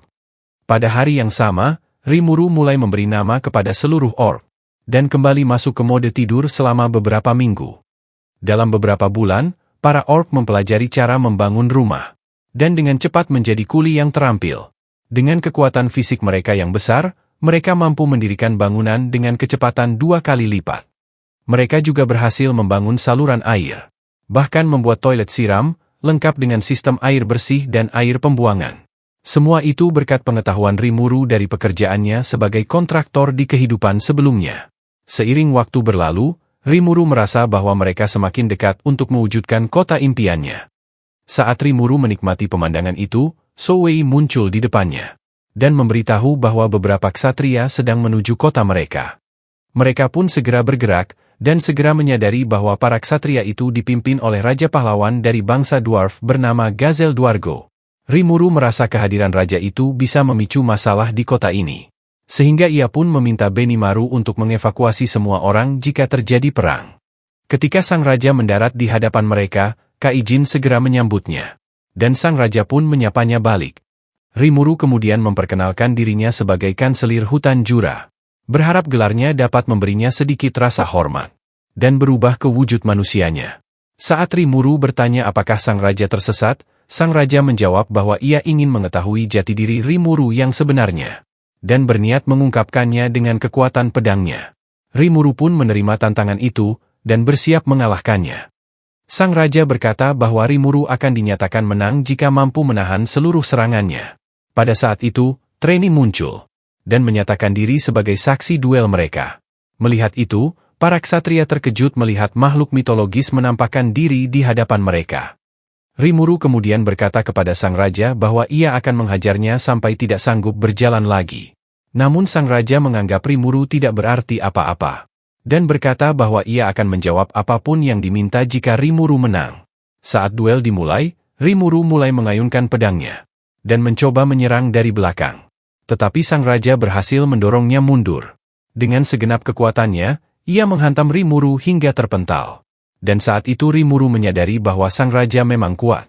Ketika sang raja mengambil kuda-kuda bertarungnya, Rimuru mengenalinya sebagai jurus petir langit dan bumi. Seketika, sang raja menghilang, dan hampir saja menyayat wajah Rimuru. Namun Rimuru mampu memprediksi serangan berikutnya, dan langsung menahannya, membuat semua orang terkejut. Sang raja terkesan dengan kemampuannya, dan Treni menyatakan Rimuru sebagai pemenang. Saat menyarungkan pedangnya, sang raja meminta maaf karena menyerangnya, dan bertanya-tanya bagaimana Rimuru bisa membaca jurus andalannya. Rimuru menjawab bahwa ia mempelajarinya dari guru berpedangnya. Pada saat itu, Hakuro pun menampakkan diri sebagai guru itu. Sang raja mengenalinya sebagai mantan gurunya. Dan ia merasa senang bisa bertemu kembali dengan Hakuro. Malam itu, saat makan malam, sang raja meminta Rimuru menjalin kerjasama dengannya. Melihat bahwa hutan ini dengan cepat berkembang menjadi sebuah kota. Dengan laju pertumbuhan seperti itu, ia menilai hanya masalah waktu sebelum kota ini melampaui kota-kota lain. Dan menjadi kota terkuat di dunia. Rimuru pun menerima tawaran itu. Dan memutuskan untuk memberi nama kota baru mereka bernama Federasi Jura Tempest. Terinspirasi dari namanya sendiri dan dari hutan tersebut. Semua orang pun menyambut nama itu dengan gembira. Dan Rigurd mengusulkan agar ibu kota mereka diberi nama Rimuru. Namun, Rimuru menilai nama itu kurang bagus dan mencoba menolaknya. Tetapi Shion dan Benimaru langsung menyebutnya sebagai nama yang sempurna. Akhirnya, sang raja dan Rimuru pun berjabat tangan sebagai tanda kerjasama mereka. Beberapa hari kemudian, sang raja kembali ke desa. Mengatakan bahwa ia membawa sebuah hadiah. Dan para ksatria pun kemudian melempar seorang pria bernama Vesta ke tanah. Di tengah keterkejutan semua orang, sang raja menjelaskan bahwa ia mengusir Vesta dari istana karena tidak berguna. Tetapi berharap mereka dapat membuatnya menjadi lebih berguna. Ia meminta Vesta menjadikan kota yang sedang berkembang ini sebagai rumah barunya. Dan berharap penelitian Vesta berhasil kali ini. Vesta pun berjanji akan berusaha sebaik mungkin. Saat ia memohon ampun kepada Kaijin, ia menyatakan kesediaannya untuk menjadi pelayan mereka. Kaijin pun menilai bakat dan kepintaran Vesta akan berguna. Dan memohon pada Rimuru untuk menerimanya. Rimuru pun menyambutnya ke kota mereka. Dan Vesta berjanji akan bekerja sebaik mungkin. Saat semua orang menyaksikan sang raja terbang kembali ke kerajaannya, Rimuru menyadari bahwa kadal gondrong itu juga datang di kotanya. Melihat itu, Shion pun mengancam akan menyayat kepalanya. Namun Gabiru berkata bahwa ia memiliki niat baik. Dan bersedia membuktikan kesetiaannya. Pada saat itu, adik Gabiru muncul. Dan meminta Rimuru untuk menerima kakaknya, karena ia telah diusir dari kerajaan Kadal. Rimuru yang tidak tega menolak pun akhirnya menerima Gabiru juga. Kemudian pada hari yang sama, Rimuru memutuskan untuk memberi nama kepada adik Gabiru dan pasukannya. Saat Gabiru mulai merasa iri, Rimuru berkata bahwa nama Gabiru sudah cukup baginya. Namun, kata-kata itu justru membuka kekuatan baru dalam dirinya. Dan Gabiru bersinar dengan cahaya keemasan. Mendapatkan nama Gabiru yang sama. Setelah itu, Rimuru memberi nama kepada adik Gabiru dan pengikutnya. Dan mereka berevolusi menjadi Dragonauts. Dalam wujud humanoid baru mereka, Rimuru meminta Souwei untuk melatih mereka menjadi prajurit hebat. Souwei pun menerimanya, namun merasa sedikit ragu. Pada saat yang sama, mereka telah membuat sebuah laboratorium untuk Vesta di dalam gua. Yaitu agar ia memiliki kebebasan penuh untuk melakukan penelitiannya. Sementara itu di sebuah kota yang jauh, 4 raja iblis besar menyaksikan Rimuru melalui sebuah bola kristal. Salah satu raja iblis bernama Milim, menilai bahwa Rimuru sebagai lawan yang layak. Dan mengatakan bahwa ia tidak sabar untuk bertemu dengannya secara langsung. Raja iblis lain bernama Clayman, mencoba mengingatkannya bahwa mereka telah sepakat sejak berabad-abad lalu untuk menjauhi hutan itu. Namun Milim menyuruhnya diam. Dan ia langsung terbang keluar jendela dan pergi ke kota goblin itu. Pada saat yang sama, Rimuru merasakan gelombang kekuatan sihir yang sangat besar bergerak menuju kotanya. Ia pun segera keluar, berharap dapat menghentikan makhluk itu sebelum semuanya terlambat. Tak lama kemudian, sebuah cahaya menghantam tanah. Dan benturan itu menciptakan debu tebal ke seluruh hutan. Setelah debu mereda, Milim mulai memperkenalkan diri. Dan Rimuru pun sadar bahwa ia adalah seorang raja iblis. Milim berkata bahwa ia datang hanya untuk bertemu dengan Rimuru. Karena mendengar kabar bahwa Rimuru adalah makhluk yang terkuat di kota ini. Pada saat itu, ia mulai menusuk-nusuk tubuh Rimuru seperti balon. Sambil berpikir bahwa Rimuru mungkin akan meledak. Ketika Rimuru bertanya bagaimana Milim bisa tahu bahwa dirinya adalah yang terkuat, gadis itu menjelaskan bahwa matanya dapat melihat tingkat sihir setiap orang. Walaupun orang itu sudah berusaha untuk menyembunyikannya. Rimuru sempat berpikir untuk memeriksa status Milim. Tetapi merasa bahwa itu hanya buang-buang waktu, karena Milim terlihat benar-benar datar. Saat Rimuru bertanya apakah Milim menginginkan sesuatu, ia menjawab bahwa dirinya hanya datang untuk memperkenalkan dirinya. Pada saat itu juga, Shion melompat ke arah Milim dengan pedangnya. Sementara Rangga menarik Rimuru menjauh. Ketika Shion menebaskan pedangnya, tanah di bawahnya runtuh. Tetapi Milim menangkap pedang itu dan melemparkan Shion ke samping. Seketika, benang baja membelit tubuh Milim. Dan So Wei berkata bahwa mustahil untuk melarikan diri dari benangnya. Pada saat itu juga, Benimaru melepaskan energi mistisnya, menciptakan sebuah ledakan, menjebak gadis itu di dalamnya. Namun, Milim menghancurkan kubah itu dengan mudah. Berkata bahwa mereka terlalu lemah dan tak berguna. Saat ia melepaskan hembusan angin yang dahsyat, segala sesuatu di sekitarnya hancur, meninggalkan sebuah lubang besar di tanah. Melihat Shion terluka, Rimuru memintanya untuk beristirahat. Benimaru mencoba menyuruh Rimuru untuk melarikan diri. Tetapi Rimuru melemparkan ramuan penyembuh kepadanya. Dan berkata bahwa ia tidak akan pernah meninggalkan mereka. Ketika Rimuru memutuskan untuk menantang Milim, Milim menganggap Rimuru terlalu lemah. Namun Rimuru berkata bahwa ia akan mengalahkannya hanya dengan satu serangan. Merasa tertantang, Milim berkata bahwa jika Rimuru gagal mengalahkannya, maka Rimuru harus menjadi pesuruhnya. Mendengar itu, Rimuru pun setuju. Pada saat itu, sistem memberitahu bahwa kekuatan Milim 10 kali lipat lebih besar darinya. Tetapi Rimuru yakin rencana briliannya sudah cukup untuk mengalahkan gadis itu. Seketika, Rimuru segera memanggil cahaya keemasan dan melesat ke arah Milim. Lalu menyuapkan serangan itu langsung ke dalam mulutnya. Rasa lezat dari makanan itu pun membuat Milim kehilangan kendali. Dan ia mulai meminta satu suapan lagi. Namun Rimuru menyuruhnya untuk mengakui kekalahannya. Dan berjanji akan memberi makanan itu sebagai gantinya. Makanan itu ternyata adalah madu yang Rimuru temukan di hutan. Milim merasa hidupnya akan berakhir jika ia tidak merasakan madu itu lagi. Ia pun mengusulkan agar pertarungan mereka dianggap seri. Dan berjanji tidak akan pernah menyerang siapapun di kota mereka. Inilah yang ingin Rimuru dengar. Dan ia berkata bahwa otak Milim memang kosong. Ia pun memberikan madunya, dan setuju untuk menganggap pertarungan itu seri.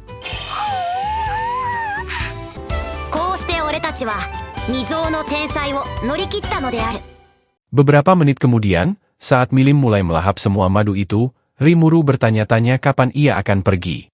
Khawatir Milim akan meminta semua madunya. Ketika Milim bertanya apakah Rimuru pernah terpikir untuk menjadi Raja Iblis, Rimuru menjawab bahwa ia sama sekali tidak tertarik dengan jabatan itu. Karena menurutnya itu benar-benar tidak penting.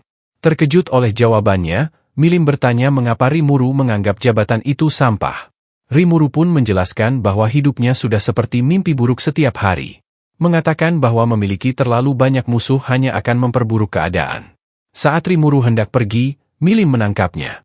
Dan ingin mengetahui apa pekerjaannya sehari-hari. Bertanya-tanya apa yang ia lakukan agar tidak merasa bosan. Dan menolak melepaskannya tanpa jawaban. Namun Rimuru mulai heran mengapa Milim belum juga pergi dari sini. Ketika Milim mulai marah seperti anak kecil, Rimuru akhirnya setuju untuk menjelaskan segalanya tentang dirinya. Dan memperlihatkan kotanya. Namun dengan syarat yaitu Milim harus menjaga sikapnya. Melihat itu, para ogger menganggap Rimuru luar biasa karena berhasil menjinakkan seorang Raja Iblis. Pada saat itu, Gabiru muncul. Dan mulai bertanya-tanya siapa anak kecil menyebalkan ini. Mendengar itu, Milim pun langsung menghajarnya dengan satu pukulan. Yang membuatnya terlempar dan menghancurkan jalan di kota. Saat Milim bersiap menghancurkan kadal itu, ia berkata bahwa dirinya sedang dalam suasana hati yang baik hari ini. Dan itulah satu-satunya alasan ia mengampuni nyawa Gabiru. Meski begitu, Gabiru sudah merasa seolah rohnya sudah keluar dari tubuhnya. Untuk menjaga kedamaian, Rimuru meminta Milim untuk tidak memukul orang lagi saat ia marah. Namun Milim menjawab bahwa ia hanya menyapa kadal itu. Beberapa saat kemudian, Rimuru memutuskan untuk memperkenalkan Milim kepada semua orang. Mereka terkejut melihat seorang Raja Iblis berada di dalam kota. Dan menganggap Rimuru jenius karena dapat berteman dengan sosok yang sangat terkenal. Tak lama kemudian, Milim menyatakan bahwa ia akan tinggal di kota sebagai tamu istimewa. Dan bertanya apakah Rimuru mau menjadi temannya. Namun Rimuru merasa bahwa hubungan pertemanan itu tidak penting. Saat Milim mulai cemberut dan ingin menangis, Rimuru pun akhirnya setuju untuk menjadi bestie dengan Milim.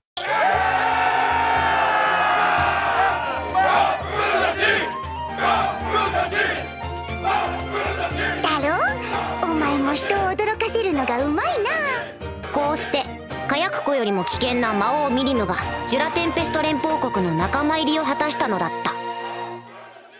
Malam itu, dalam sebuah rapat, Kaijin memberitahu Rimuru bahwa keberadaan seorang Raja Iblis di kota mereka dapat membuat Raja Iblis lain merasa iri.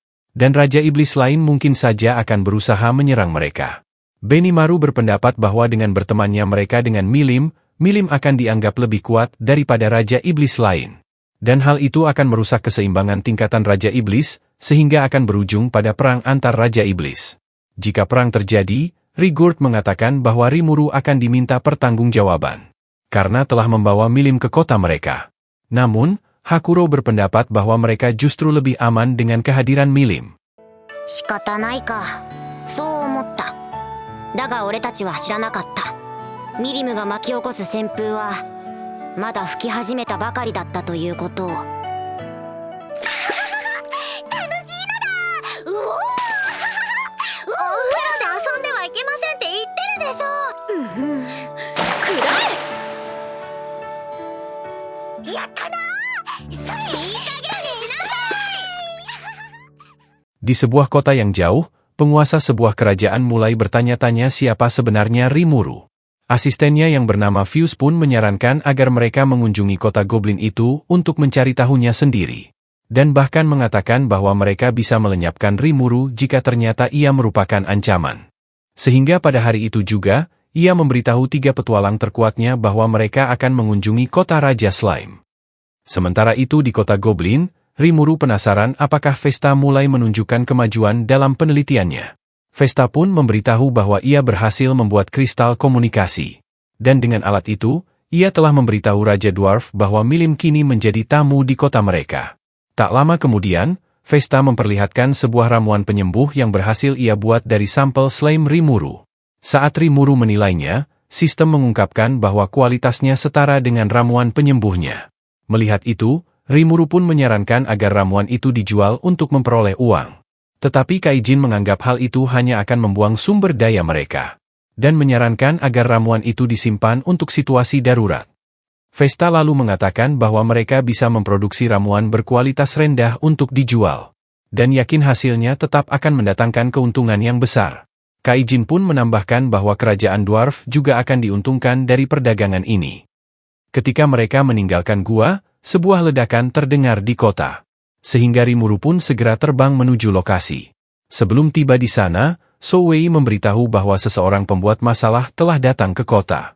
Tetapi Milim telah mengalahkannya. Saat Rimuru bertemu dengan yang lain, ia melihat bahwa wajah Rigurd hangus terbakar. Rigurd mencoba meyakinkannya bahwa tidak ada yang perlu dikhawatirkan. Tetapi Rimuru merasa bahwa wajah itu menyeramkan. Dan langsung menyiramnya dengan ramuan penyembuh.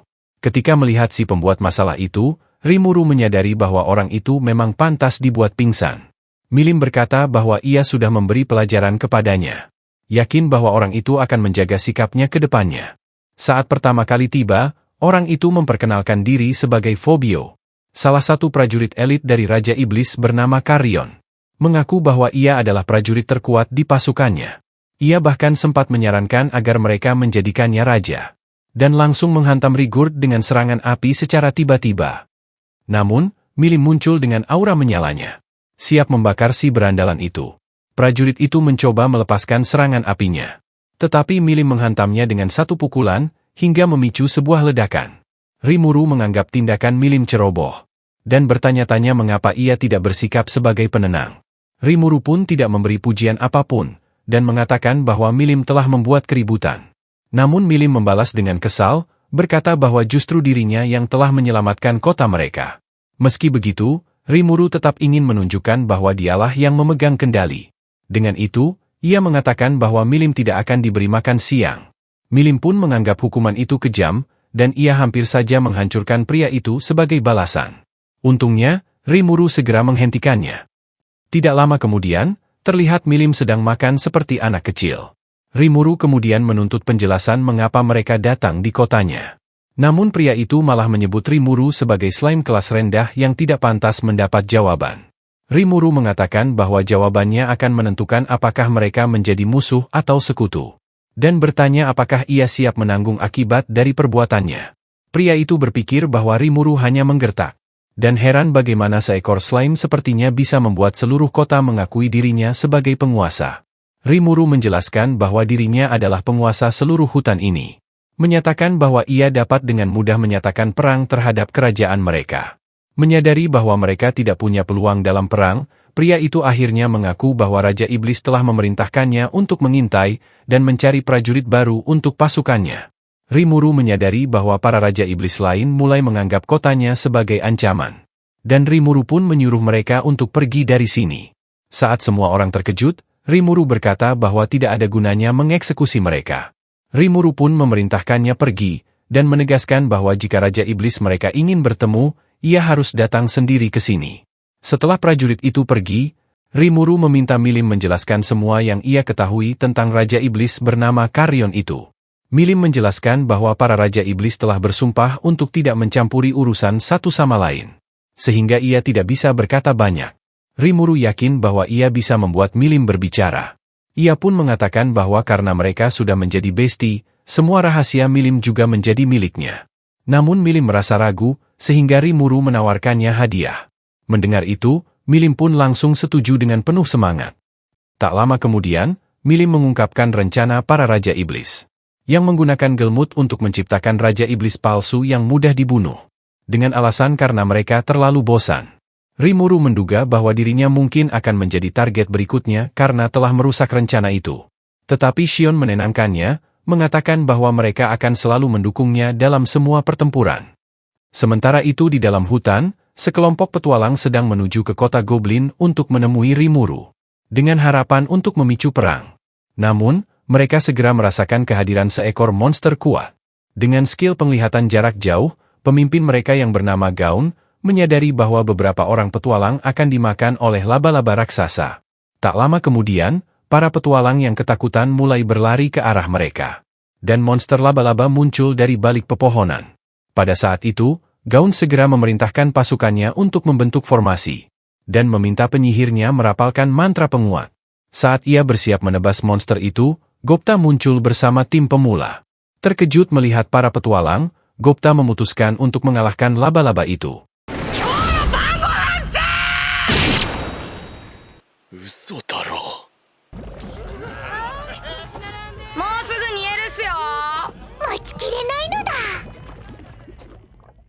Di kantor Rimuru, ia memperkenalkan diri kepada para petualang kota itu. Dan bertanya alasan kedatangan mereka. Gaun menganggap Rimuru tidak pantas mendapat jawaban. Dan meminta penjelasan mengapa seluruh kota memperlakukannya seperti seorang dewa. Padahal ia hanyalah seekor slime. Pada saat itu juga, Shion langsung menghantam kepalanya karena tidak menghormati tuannya. Tetapi Rimuru segera menyembuhkannya. Rimuru mengatakan bahwa ia ingin menjalin hubungan baik dengan semua manusia. Dan berharap mereka bisa menjalin kerjasama perdagangan. Sama seperti dengan kerajaan Dwarf. Saat Fuse terkejut dan tidak percaya, Vesta muncul. Mengatakan bahwa kerajaan Dwarf memang telah menjalin kerjasama. Dan Rimuru pun mempersilakan mereka untuk melihat kota ini sesuka hati. Kemudian, Rimuru bertanya apakah kota lain sudah mengetahui bahwa dirinya telah mengalahkan Raja Orc. Namun Fuse menjawab bahwa sang raja menyembunyikan kabar itu dari masyarakat. Mendengar itu, Rimuru merasa lega. Dan ia meminta Gaun agar berpura-pura menjadi pahlawan yang telah mengalahkan Raja Orc itu. Rimuru menjelaskan bahwa orang-orang akan menganggapnya tidak berbahaya jika ia mendukung pahlawan yang membunuh Raja Orc. Dan Gaun pun menilai rencana itu masuk akal. Sore itu, sambil memandang matahari terbenam yang indah, Gaun mengatakan bahwa ia telah salah menilai kota ini. Dan menyadari bahwa mereka semua adalah orang-orang yang baik dan ramah. Saat itu juga, ia bersumpah setia. Menyatakan akan mematuhi semua perintah Rimuru. Sementara itu di sebuah kastil yang sangat jauh, Raja Iblis Clayman menyambut seorang dewi misterius bernama Tyr di ruangannya. Dan bertanya apakah ia berhasil memata-matai kerajaan terdekat. Tyr menjawab bahwa ia berhasil. Tetapi ia menyarankan agar mereka mencari tahu alasan mengapa Milim memilih tinggal bersama Rimuru. Setelah Clayman setuju, Tyr mulai menjelaskan bahwa Raja Iblis lain tidak berniat untuk menyerang kota Slime itu. Namun, Tyr melihat ada satu Raja Iblis yang merencanakan perang. Di mana Raja Iblis itu berniat untuk membangkitkan Charybdis. Clayman teringat bahwa makhluk itu adalah seekor monster yang sangat kuat, yang bahkan mampu menghancurkan dunia ini. Sehingga ia pun memerintahkan Tyr untuk mencari segel monster itu. Berharap bisa membangkitkan monster itu sebelum orang lain melakukannya. Saat itu juga, Tyr berteleportasi. Sementara Clayman mulai membayangkan kota-kota mana saja yang akan hancur setelah ia menguasai monster itu.